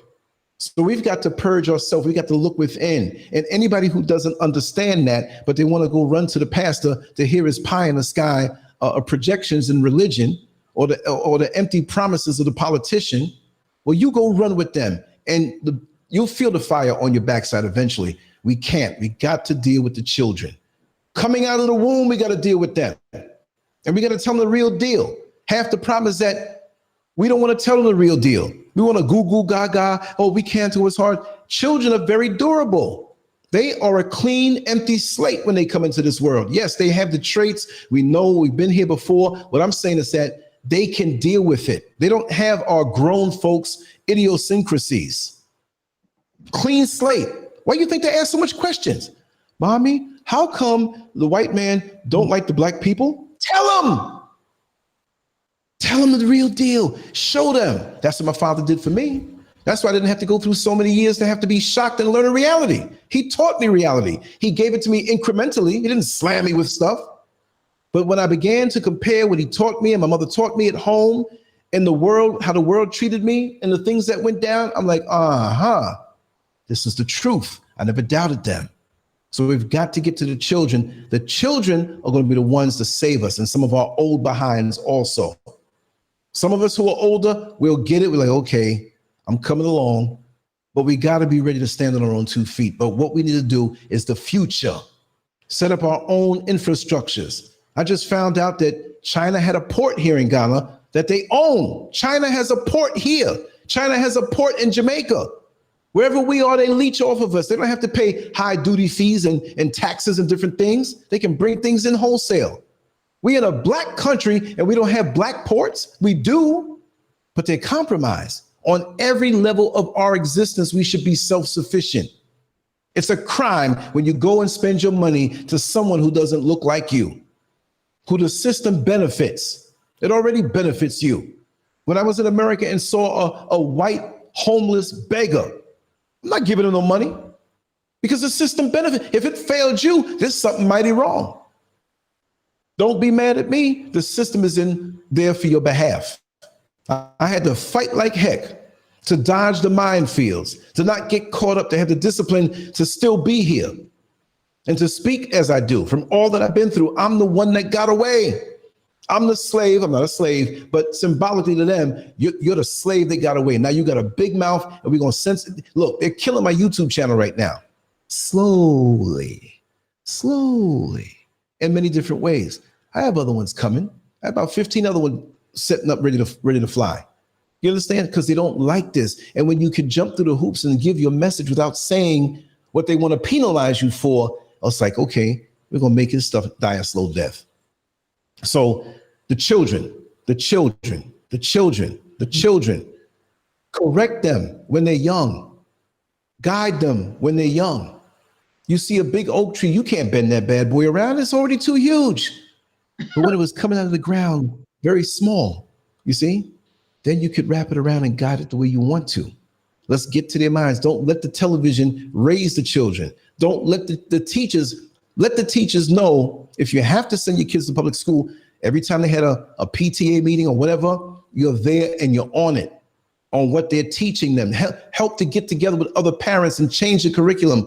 Homeschooling is where it's at anyway. We need to leave all the public schools away. But for those who are in the system and can't, be on them. Give an addendum, add on, let them know who they are. Be an example to them. Don't bring too many men if you're single around your children. Don't bring any. If you got to do your thing, go over somewhere else. All right.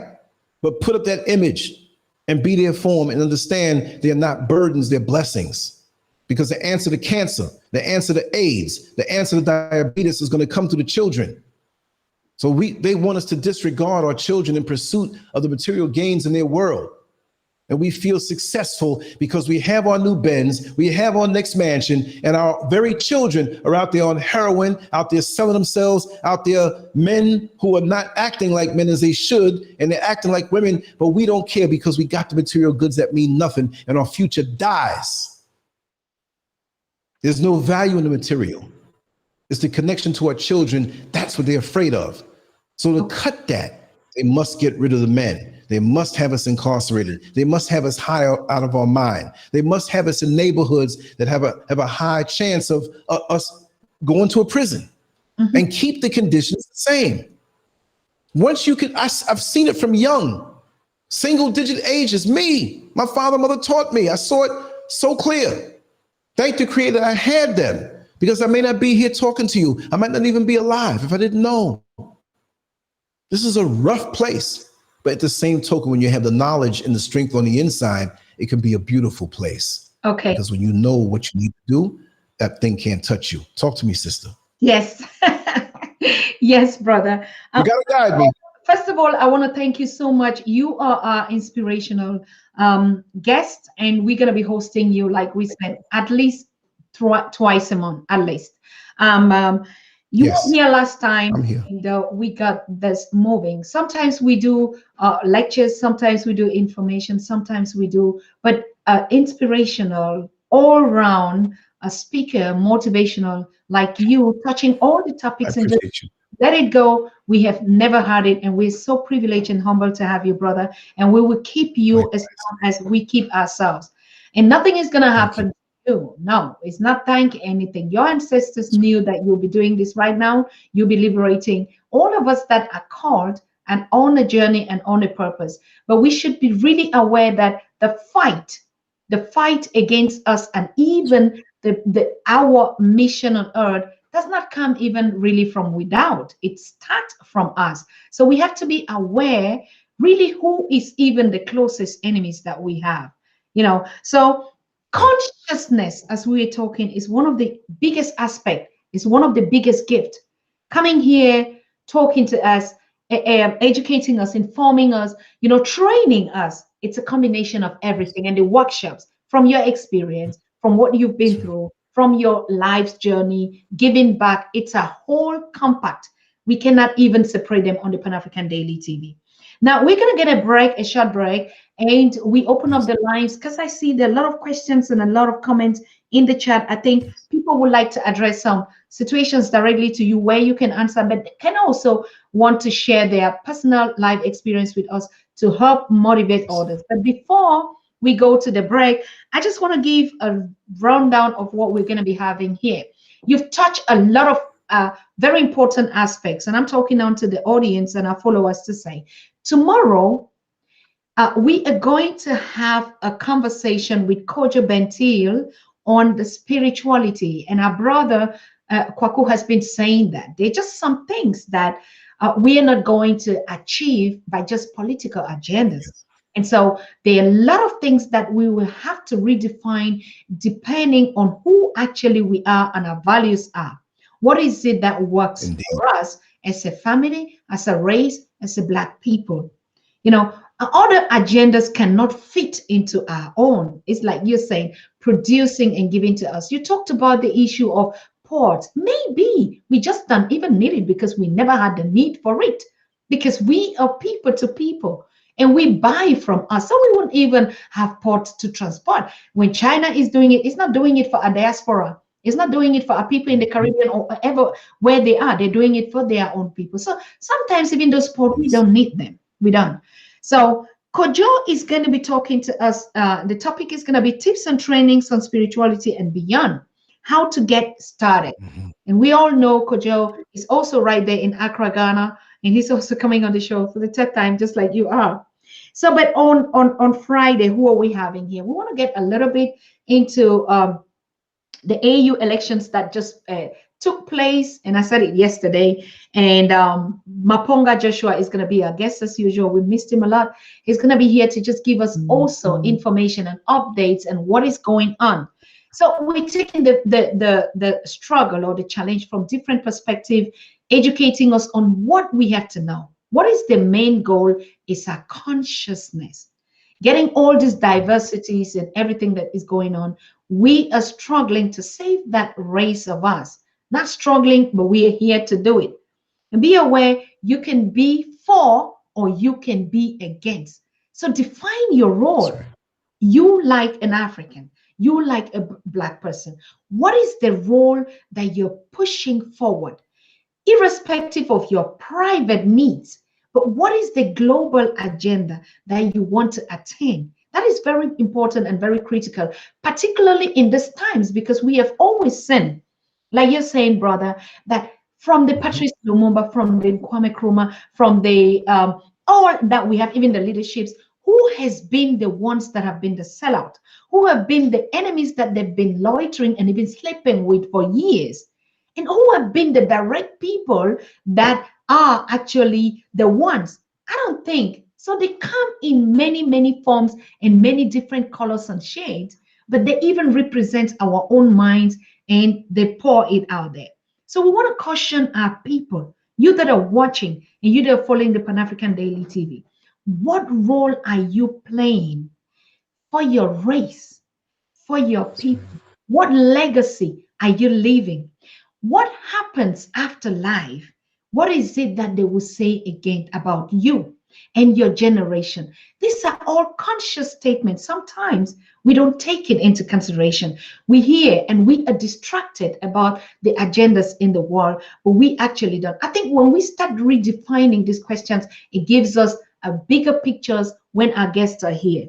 So Saturday, we're going to have a conversation on the ADDI with Her Excellency Ambassador Dr. Arikana Shikombarikwa, who is coming with a powerful team. She's going to be accompanied by Dr. David Katsila, who is the Director for Healthcare for ADDI, and Mrs. Amira Ansar, the Outreach Director. So that's a whole package out there. And just like our brother has been saying, we need to get ourselves together. And the ADDI is all about outreach, mobilizing us, sensitizing us. There's no wrong in that. China is doing the same thing. Europeans are doing the same thing. Yeah. Caucasians are doing the same thing. There is no fear or favor of saying, yeah, the problem is because we are talking about their agendas. No, we are just informing, educating ourselves, and see how we can prepare. And don't get us wrong. A lot of them are also wanting to see Africa liberated, want to see us develop from our own perspective. Yes, so it's not everything that is all. Now the goal is on us. What is it that we choose? What is it that we focus Yes. on? I'm going to open the lines and take the questions and comments directed to our brother Lance. Brother, I don't even know how to say who you are. I just thank our God. I thank God of our ancestors, and Thank I you. thank our race for such a species like you. We always would have Thank you. the transitions. I don't know from which ancestors that you transited, but brother, you are on the right track, and we cannot thank our ancestors enough Thank you. for giving you to us. And nothing will happen to you until they accept that to happen. Nothing, nothing. So Yeah. we'll take a Thank you. break. And after the Thank break, you. we'll take questions. I already see some questions that were coming in lines and people that were calling. Please make sure Okay. you call using our WhatsApp number that is rolling right there, or just dial the +49 1578 211 2379. We'll get you through after the break.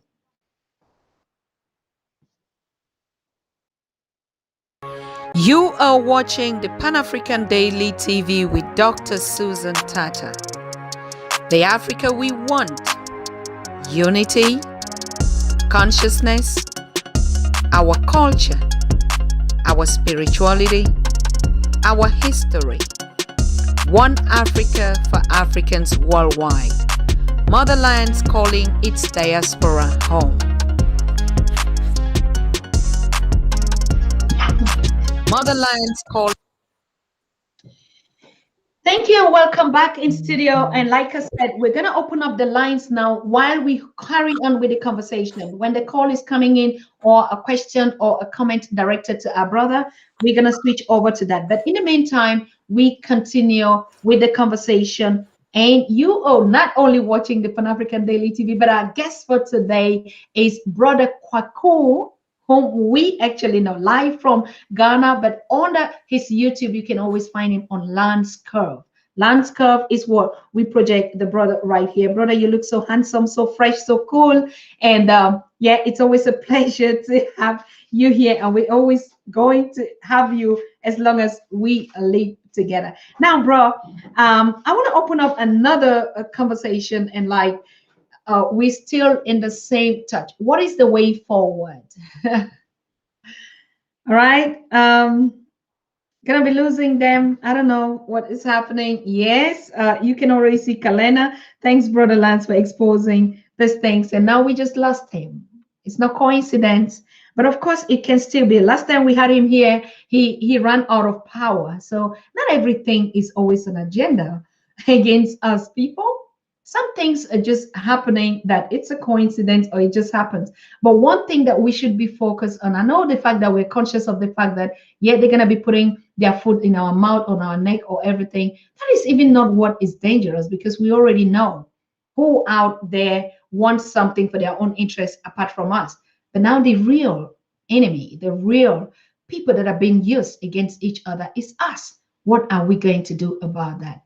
How can we make this change? How can we change the game? How can we turn around all these things to work for us? How can you contribute like an African man, an African woman, an African, just a human? How can you contribute to reduce this collide, disunity, fragmentation? What is it that we can do? We need a perfect healing. And Kojo is going to be telling us most of these things we're saying, the physical is not important. The spiritual, the things you don't see, is the valued added. And we Africans need to not focus too much on what we see, but what we don't see. And he's going to be teaching us how we can train ourselves, how we can get lessons to know that there is also an agenda against us for us. And why do they choose us? Why at a particular time? Why do we hit each other? Why do we even give our monies to them? So yes, I think our brother is back. Yeah, Yes. did you Yes. hear that? Where do we go from here? Yes. Yes. Not to cut you, but I heard every word you said. I don't know what happened this time because everything has been checked 10 times over to not malfunction. But as soon Oh, as you said we're going to the lines, everything knocked out. So I'm back. Let's get a sound check in the chat room and a visual check so that we know they can see us. And let's roll, sister. yeah, they are. They are. I just please. There's a caller coming up from Colorado. Call using the WhatsApp. Just use the WhatsApp. It's the same number, but use it on WhatsApp. If not, we're gonna be throwing out all the other callers that are calling. If you're calling direct, okay. Thank you very much. Switch on and use your WhatsApp, and so we'll get back to you. Thank you. Go ahead, brother. You were saying something. No, I just said that these things happen beyond our control sometime, and we just have to keep pushing. Like I always say, when you're in a fight, you're going to catch a blow. You're going to get hit. You might look like the loser, but you're the winner.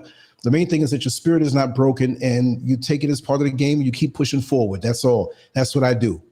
I may look gentle and kind, but I'm a warrior, and I'm one of the roughest customers I know when it comes to fighting in this war for our people. I want to thank our donors. I mean, Nature Speaks. Thank you so very much. Each time you're on this show, you're going to be contributing your pounds to us, and we thank you. And if you are watching for the first time, even not for the first time, make sure you contribute to keep this show moving on. I mean, we to go on to host our guests, to sit here every day, to curate, and even to share that phone. We need finance, and we want to thank you for supporting us Yes. all the time. Nature Speak. I respect you too much. Thank you. Thanks all the donors. Over to you, bro. Yes, yes. So we're going to take some calls coming in, you said? Yes, we just keep going. When the calls come in, then we are going to. If you look in your Okay. chat, there's been a lot of people talking here, and they've been doing some conversations. They've been asking questions, also following us. So probably while we're waiting for those that want to call directly, we can already look for some of the Right. questions that we're having here, Okay. pick them, respond them, and respond to Okay. them as much as we can. All Um, right. Okay. So yeah, but pick one that you want to deal with, throw it at me, and we'll roll. All right, the call is coming in right now, so we are rolling. Mhm. Hello? Hi, how are you? Fine, thank you. Thank you for calling. Where are you calling from?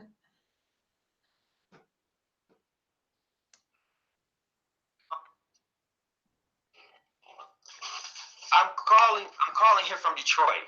I don't know if Okay. you can hear me. I'm not hearing you. No, I hear you. I And hear I you just now. Everything is okay. Go ahead. I hear you. okay. I'm telling you, I have to tell this brother is really speaking a whole lot. He spoke a lot about his youth growing up in New York and the obstacles that he kind of avoided, but what he was pulled into because of his experiences. And I think that opened his eyes to what goes on a lot. It's so true what he speaks about in America because I too am here in Detroit. I left in 1991 because of the crack plague. And it got so bad. And one of the things that I see about our black men is that we are so visually and materialistically attached to what the Caucasian white Americans do. And I don't know what it is that sometimes we feel like we have to hold on to what they're giving us, but it's not worth it. There's nothing in it. There's no value. when I left Detroit, I wound up moving to Colorado, and I met a couple friends who took me into the upper class rich lives of Europeans, and it's set up in pockets. But I got a chance to see how they live culturally and how the money flow and how they live in opulence and all of that, and how they consume it for themselves. And we have to find a way to get our people charged to re-engaged, because a lot of us are still in the matrix. There's a few that's out, but there's a lot of us that's still locked down. And so, brother, all I can say is keep preaching what you're doing. Susan, Sister Tata, I break my neck to listen to you on the days whenever I can, because what you're bringing, you are a gatekeeper. You light the path that so many people need to see. And I believe once we start loving each other again, once we start recognizing each other again, just like the barriers are dropping for the free trade area in Ghana, the barriers of us is going to drop. It's just going to be a matter of time. It's just going to be a matter of time. So that's what I see.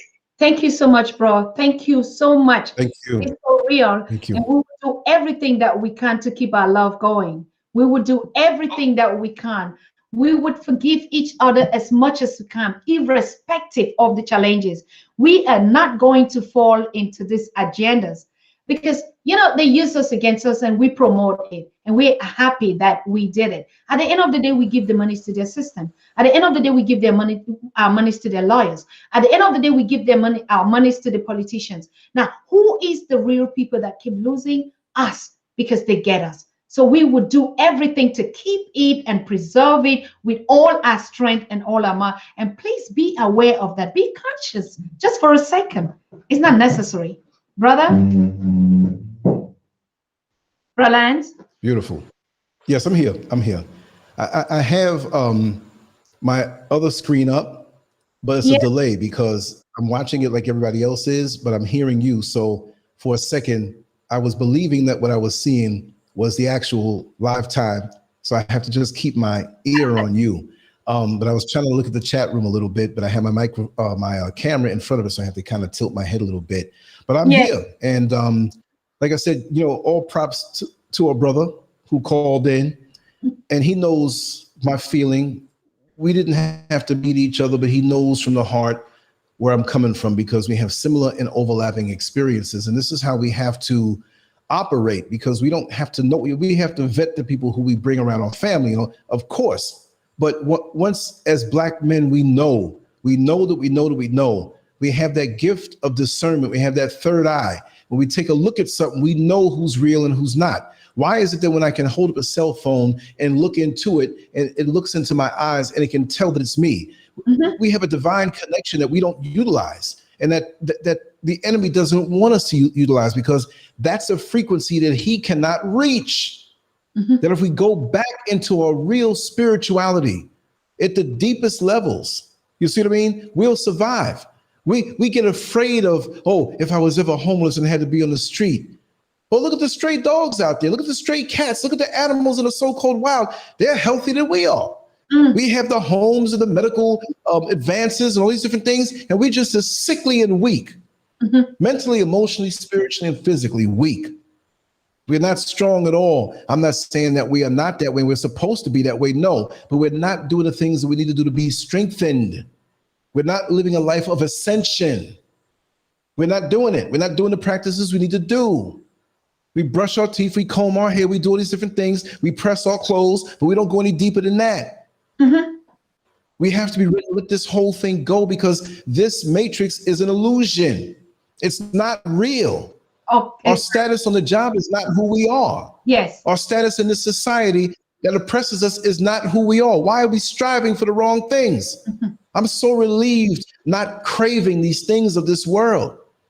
I've thrown a pair of shorts, t-shirt, and some shoes, whatever. I have my little equipment that I do my videos and stuff with. That's going to go one day too. Social media is going to go one day too. I'm going to leave my body one day too. Absolutely. So we are supposed to do something of a task, of a work while we're here, even if we just be who we are. within ourselves and walk into a room quietly, those who need that energy and information will feel it from us and draw it from us. Sometimes you see somebody in public, they carry themselves with dignity and respect and integrity, and it just gives you a boost.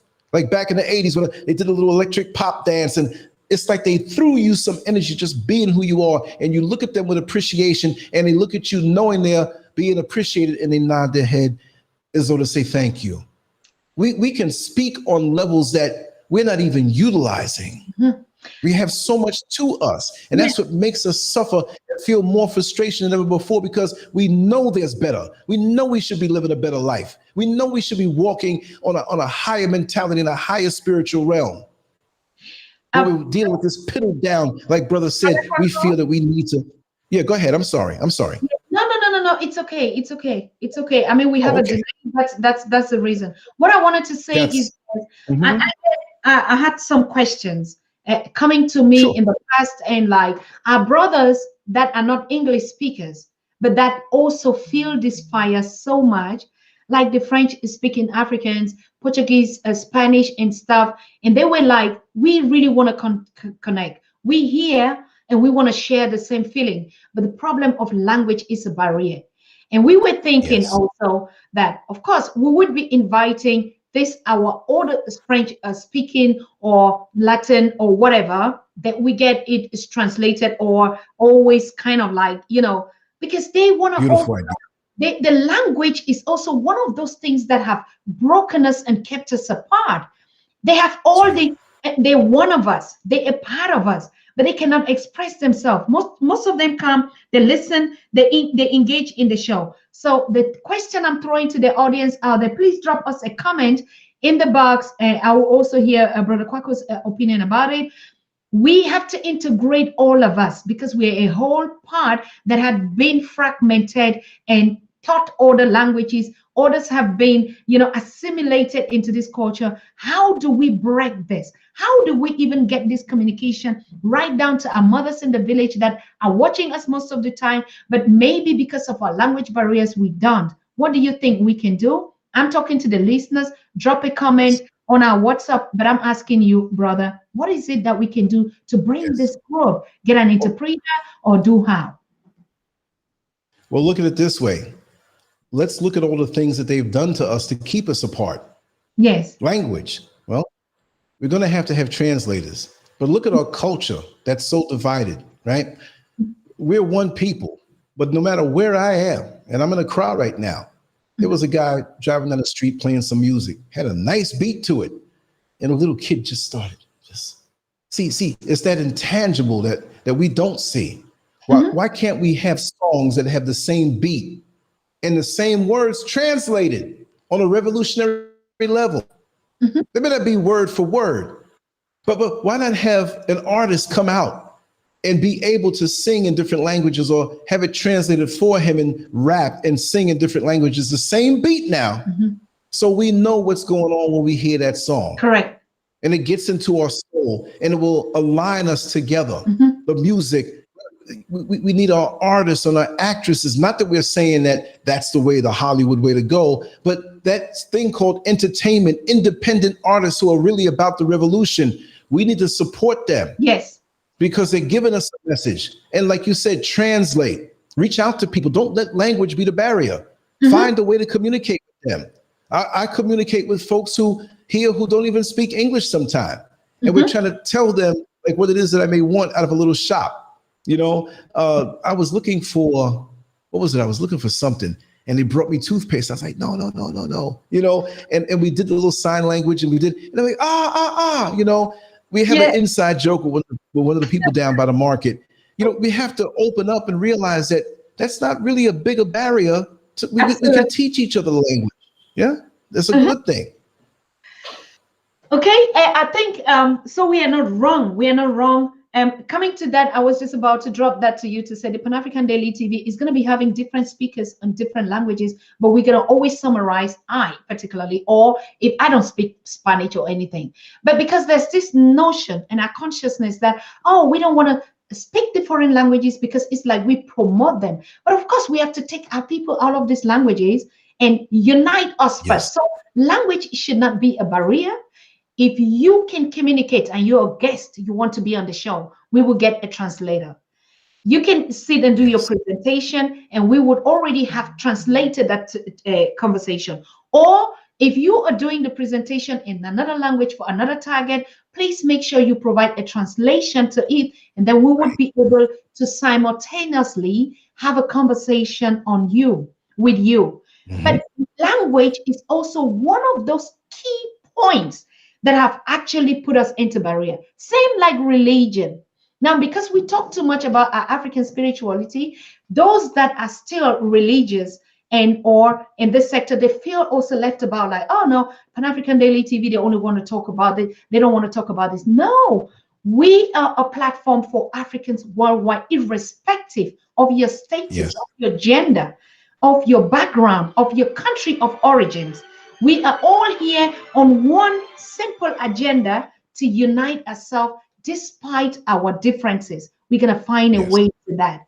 The most important thing is to break the barrier of disunity and unite. And so some of these agendas, languages, dialect, religious setup that they put us into, let us use these very setups and unite ourselves more, and we can achieve more. So I want to pick up this call, bro. Beautiful. You're a Hello. true revolutionary. Thank you. Yo, Thank you, Dr. Masira. Hello. yes, from Kenya. Yes, I mean, go ahead. I will not sleep until I listen to the show. Thank you. Yeah, it's 23:51 East African time. Mhm. Now, I'm about to comment on something to do with language. Mhm. I think it can be achieved by there's something called music festivals or there's a performance. Mhm. Like last year it was in Uganda. Okay. Yeah, there's something like to do with talent. Now, if we say like it's African, let's say African Got Talent, so it includes lots of people from Southern Africa, Northern Africa, Western, Eastern. Now, by so doing, I think it's easy to develop a common language. Yes. I'm sorry. Mhm. Yeah, like African Got Talent. That's something that was so effective. Like the whole of East Africa, every person who used to watch it. And we can also have like a sports. Mhm. You know, sports in Africa it has not been taken that serious. Okay. Hmm. All right. So I think,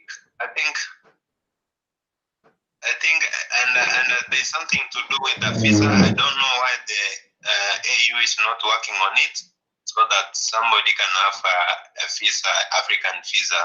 You travel from here to other countries without being asked so many questions. So that's my contribution. Thank Thank you. you for your show. I say hi to brother Kwaku. Lance Cup. Yes. Yeah. Thank you so very much Thank you, for brother. staying up to midnight in East Africa to watch the Pan-African Daily TV and to chip in and be a part to contribute. Thank you so very much. I'm taking the next call. Hello? Hello? Hello. Yes. Hello. You're live on the show. Go ahead. Can you hear us? Yes. I need to share. In fact, I need to participate. Yes. Go ahead. Yes, but I don't know really what is you are talking about because adhere to this channel so that to speak about the African issues. It is about the African issues, and we're talking about how we need to support each other, how we should stop hating each other, how we need to come together to unite. Yes. Okay, that is good. That is good. My name is Mubarak. I'm a Sudanese. Okay. Yes, I'm living abroad. I'm refugee in France. I'm calling you now so that to participate in daily activities so that to discuss the African issues. Thank you very much, brother. Thank you. Just go ahead. How do you think that we as Africans can actually come together, leave our differences, and build ourselves stronger? What is your contribution? Yes, first of all, we have to deal with the politics. The political issues are the most important Okay. this time, because our leaders are so sometimes they are not even independent. They are not working independently. They are depending on the outside countries. Mm-hmm. We have for the generations, I'm sending my message to the younger generation is to send their to try to improve our political system so that to get a younger leaders in the system of the government. Okay. Yes. Thank you very much. Yes, in so doing, we can able to take Africa from this critical situation now, because I see that we are going to be destroyed. We are going to be diminished by this way. Okay. All right, brother. Thank you very much for your contribution. Thank you. And stay safe out there in Sudan. In France. And I need to participate every weekly programs like this. If you have something that I should not talk about, can you tell me so that we step them? No. We talk about everything. We talk about everything that works for us. We're bringing our own solutions from us, how we can do. So there's nothing that we don't talk about. We talk about everything that is healthy for us. Okay? Okay, thank you. Thank you very much, brother. Thank you. And I'll keep you updated through our newsletter so you see all the programs that is going on. We are open from Tuesdays to Saturdays, always at these times. But if anything changes, then we'll keep you informed. Okay? Thank you for calling. Hello. Hello. Hello, Susan. Yes. Good evening. Good evening, sir. Thank you. Yes, my name is Yabombo Mfrika from Uganda. From Uganda. Thanks for calling in, brother. How are you doing? I've been really calling to talk about the issue of language and then some other issue. So if you could give me this time, I talk about it, please. Yes, please. You're on. You're talking about it. I give you all the time that you need. But don't take too much time because we're rounding up. Okay. Okay, thank you. Yeah, the last time I called, it was Professor James. So I thank the guest today for what he has presented. Yes. We really learn, and every time we tune in, we are very grateful. So, Susan, there is something I've seen about us, and I really don't like it. Okay. Every time we say about something to improve Africa, we be like as if we are crying for somebody to help us and like what we have. Yet what we have is beautiful. Mm-hmm. I'll give you an example, Susan. I've seen our social media, the Pan-African Daily application, Mm-hmm. and I've joined it recently, and I like it. But I think it's a mistake. First of all, when you're opening it, you only see Susan on that app. That's true. Do you know why I think it's a mistake? Yes. It's because you can never find Mark Zuckerberg when you're opening Facebook. That's right. You can never find somebody who made Google and stuff like that. So we try to personalize it. And let me tell you, Susan, something. Mm-hmm. We have already started realizing our potential. We, the youths of the generation, we are doing something to uplift our continent. Mm-hmm.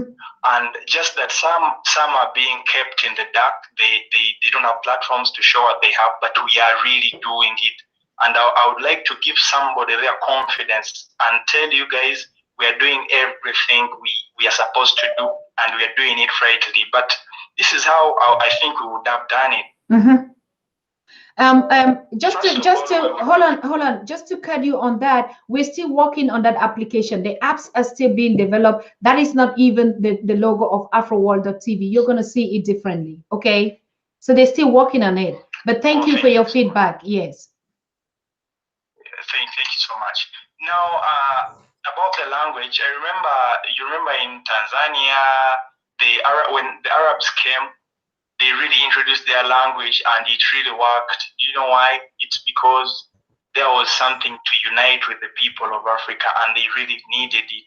So for me, I think our problem is not building tools for people to learn the languages we have chosen as the people.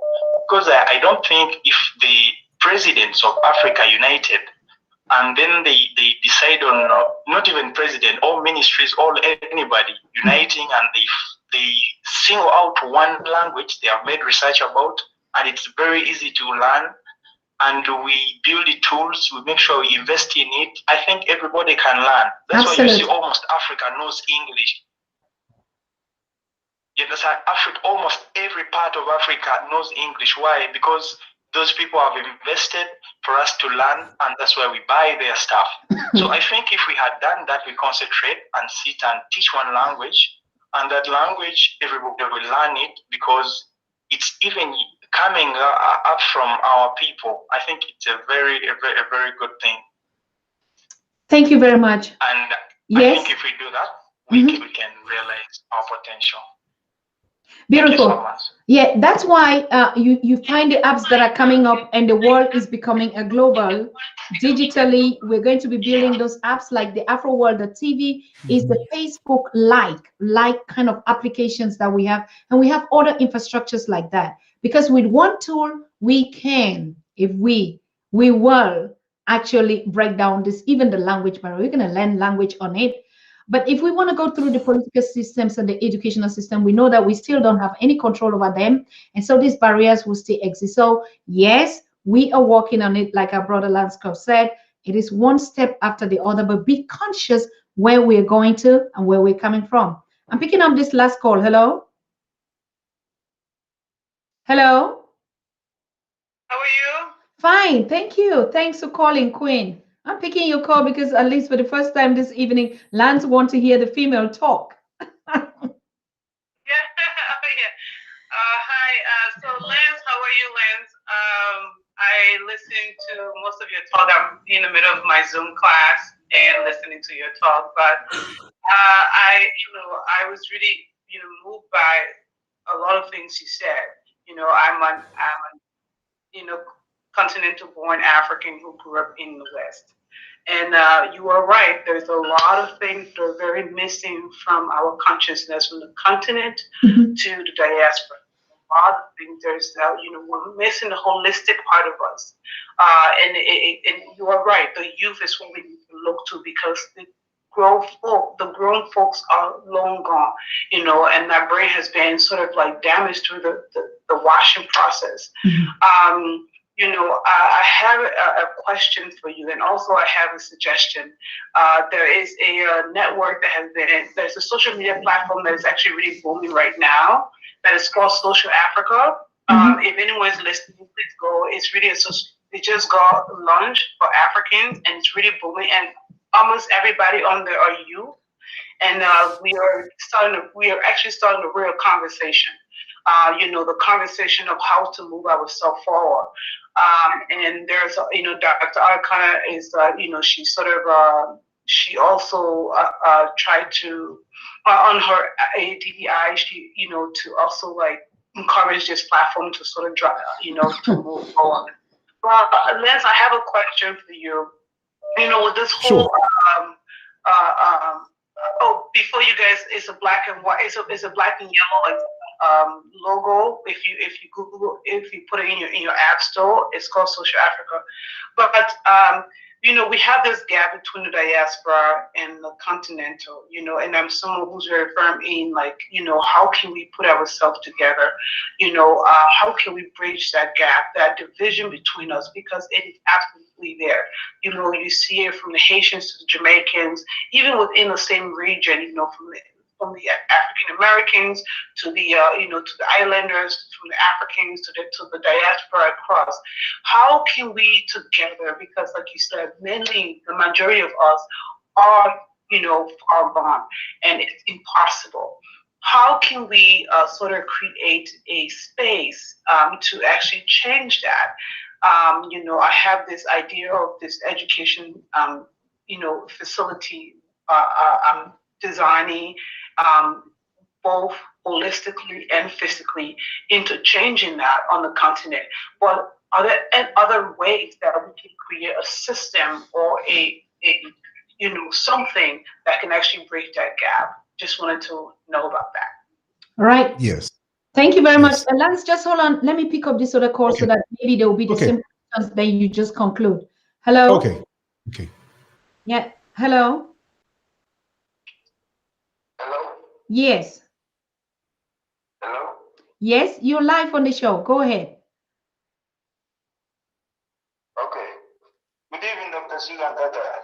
Good evening, brother. Welcome. Brother Lance. Yes. Good evening. My English is not too good, but I'm trying my best. I respect you a lot, Dr. Susan Tata. I really respect you because for my life as an African, as a black man, I've been always dreaming to see such a thing. Because I left Africa in the early age and I live in the Western world, Europe, many places for so long. Mm-hmm.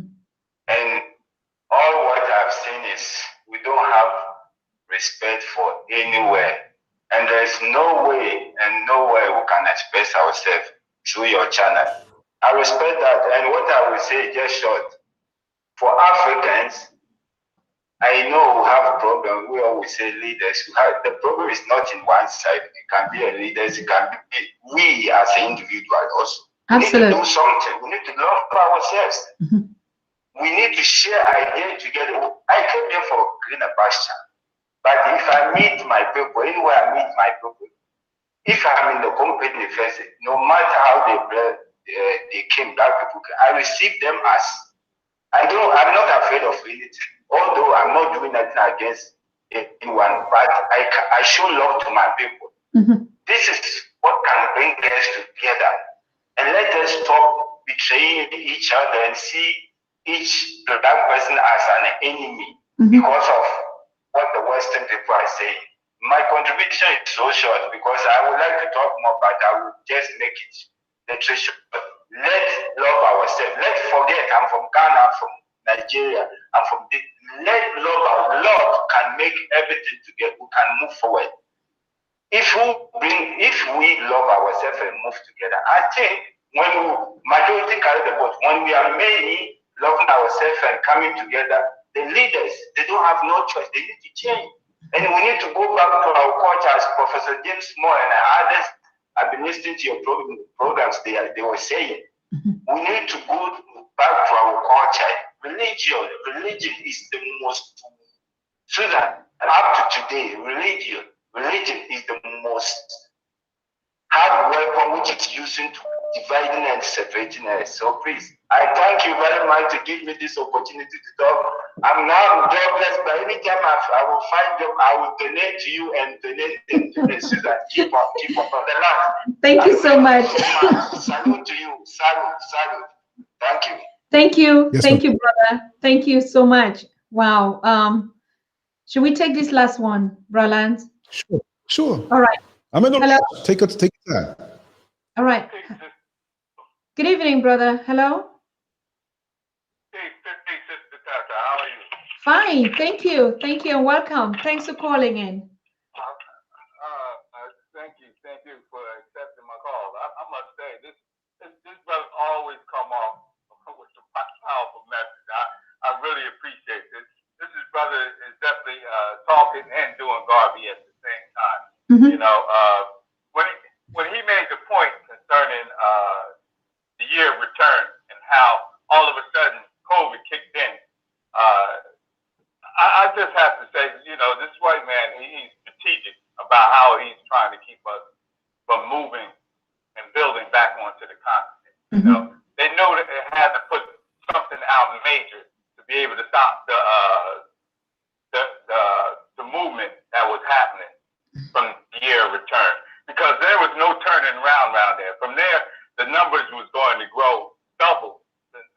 quadrupled the numbers that was visiting the continent, and even though, they put a little roadblock with this COVID, we're still motivated to be going back to the continent. I think Tanzania is one of the main destinations of us, should be one of the main destinations of us right now, because of the fact that if they don't have this lockdown and they're not caught up with the matrix of this COVID. And I don't know what the brother might have to elaborate on that, but I just can appreciate the kind of message you're constantly having on your show.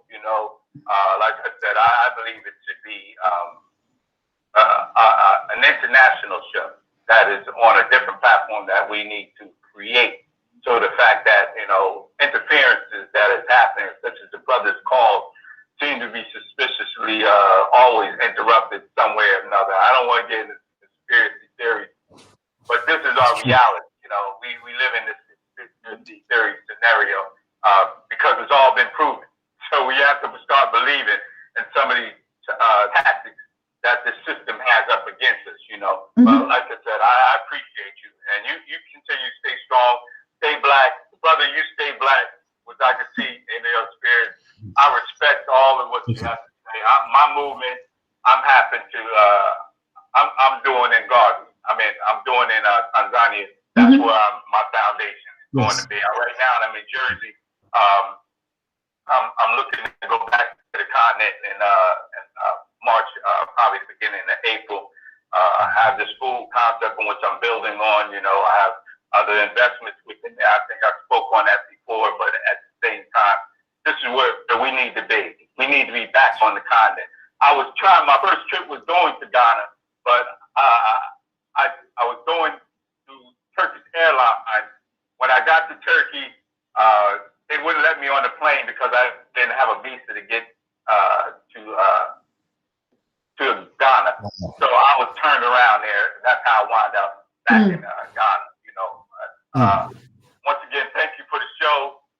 Not just the show, the message, the news that you're bringing, and keep moving forward, not backwards. Thank you very much. Stay black. Thank you. Thank you. We bless you too. Thank you. Yeah. All right.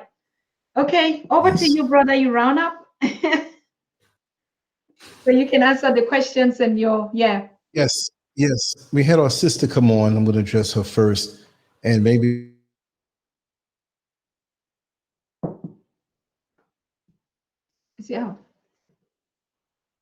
one or two of the questions. Like I said, we need to use our artists. We need to use those who have a following. Doesn't have to be big on YouTube or different social media. Whip your cameras out and show you as a person walking down these streets, talking to the brothers and sisters, break down the barrier. Because there have been people that I've talked to in America all my life, and they see me out here, they're like, wow. It's more impressive, and it hits you more when it's somebody even if it's somebody that I didn't physically meet in the United States. They see me here now. They see me rolling the camera in normal situations, not just I'm going to show the pretty this or the pretty that, but hey, I'm taking a walk to the store. I stop and have a conversation with somebody. Let them see that, right? And as far as the brother who spoke on the political involvement, well, we have to go with what's effective for us and what really has politics done for us. So just like religion, we need to go above that. We can be political in how we carry ourselves, but it doesn't mean that very system who is compromised against us. But let's form our own way of dialogue where it's not something that is so combative, not something that is so toxic, not something that has been set in place. You're not going to take the old system, renew it with a few different slants and a few different words, and all of a sudden there's something new again. It's deeply rooted and controlled by something else and someone else who doesn't have our best interests in mind.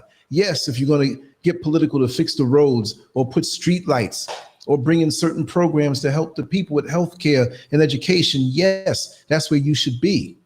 But to direct us on where our destiny is and what we desire as a people, if you call yourself a leader, you're already a leader. If you're a leader, you don't have to be voted into being that. I'm a regular guy and people look at me as I'm a leader.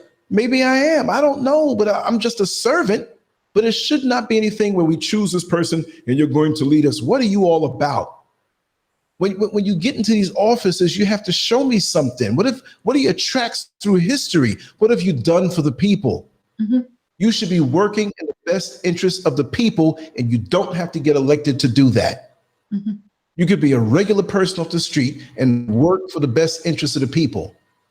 I don't need a political office to work in the best interest of the people and take myself out there in the street, talk to people, have one-on-one conversations, bring the opinions and the perspectives together through my cameras and put it online to effectively cause people to have an uptick, have a surge of energy to make a change. Mm-hmm. You don't vote somebody into office to make your grass not grow. You have to cut your grass. Mm-hmm. Politics are not going to feed you. You have to go and make sure you grow the food or buy the food and put it in your stomach. I'm not coming down on him in a negative way. All I'm saying is that politics have been around. What has it done for us? A few things, yeah, symbolically, you fixed the roads, you did this, you did that. But with the money that we have in politics, where is it? You see what I mean? Why can't we pool our money together and do? Again, it comes back to unity and seeing ourselves as one. When you go to the car dealership, right? Mm-hmm. You see all of these different vehicles. If you go to a used car dealership where they have multiple vehicles and not just one brand, you see a Lincoln over there, and you see a Toyota over here, and you see a Jaguar over here. But guess what? They're all cars and trucks and vehicles that operate on a certain principle. But no matter what the vehicle is called, what it looks like, or what brand it is, what? It goes on the same road. Mm-hmm. And the road for us is unity. What are we moving toward unity? If not, you must discard it in its dead weight. Anything that doesn't bring us to a unified state in one mind, we must get rid of. When you're on that plane and you don't have enough fuel to reach land, and you start saying, well, if I start throwing some things over, I'll have enough fuel because I'll be lighter. That box over there that's heavy with that foolishness in it is not conducive to me getting back on land, and I'm going to crash in the sea. Get rid of it. Travel light. This is 2021. If you don't need it, get rid of it. This is a spiritual spring cleaning now at this period. Mm-hmm. Get rid of anything that doesn't bring you to one mind, to one consciousness, although we may be different brands of vehicle. Mm-hmm. I might be the Jaguar, you might be the Humvee. It doesn't matter. It takes us from point A to point B in a different style. Pickup trucks carry things. Vans carry multiple people. Buses carry even more. Subcompacts are just to commute from point A to point B. But it all serves a purpose. We have to understand in our seeking unity, we're only empowered when we understand that we have a purpose. Hence, keeping ourselves out of the prison mentality, in the prisons, in the schools that indoctrinate us, because they defeat us long before we get into prisons. They defeat us long before we get out in the world and realize that we can do so much more than we've already been doing. What a travesty. What a hurtful realization it's going to be for many of us to realize that we could have done so much more effortlessly, unified. Your car breaks down. You try to push it. You can't. Some other people stop on the side of the road and you have 8 people pushing the car. Now you all are pushing it easy. It's something easy to do. Mm-hmm. But somebody doesn't want us to come together. Somebody doesn't want us unified. Somebody wants us to think that, well, that religion and Baptist and Methodist and African Episcopalian, this whole thing, Jehovah's Witness, oh, now we're split. Republican, Democrat. In Jamaica, they got these different parties. The UK, we're thinking politics, but there's one puppet master back there, and we're like the marionette puppet with these strings on us doing a dance that we weren't meant to do because it doesn't benefit us. We have to dance to the beat of the same drummer, even if in the song, you ever go to a club, a nightclub, a decent nightclub, and you hear a song come on with a strong beat. Some of us are dancing to the strong beat. There's something else going. Some of us are dancing to that other part, moving our body not to the beat, but the other part behind there. We will dance to different parts of the song, but let it be unified, a unified beat at the bottom of it all. We love certain artists. We love certain songs. That's our temperament. We're unique, but we're unified. Does every branch on the tree look the same? Mm-hmm. Does every squirrel and rabbit look the same? People in your family, do you all look exactly the same? But you can see the same similarities. That's Dr. Susan's sister. That's Dr. Susan's parents. I know, I could see it in them, right? Mhm. So we got to see the commonalities because there'll always be ways to separate. And that's where they operate to keep us focused on those slight differences. But the differences are a beautiful thing. Mhm. Who wants to go to a restaurant and there's one meal on the menu? Well, there's number one, right? That's the only thing there. I think I'll take a number one. You got no choice. Let's not use the differences against ourselves. Let's use it to expand ourselves because, again, the motherland is where it all began. But we're global citizens. We are citizens of the world. And you must understand that you're a citizen of the world. You're not just in the narrow box that they made for us to keep us thinking and keep us limited in that box. Think of the boxes that you're in. We're all on a higher level in this chat room, hopefully. But think of the boxes that you've been put in. Of course, I know I was born and raised in New York City. I know that I'm an African. I know there's so much more to me. Even I'm a unique creature. You are unique. We're all unique. Bring your uniqueness to the table to expand and become greater than we think that we can be. Because somebody doesn't want us to see that.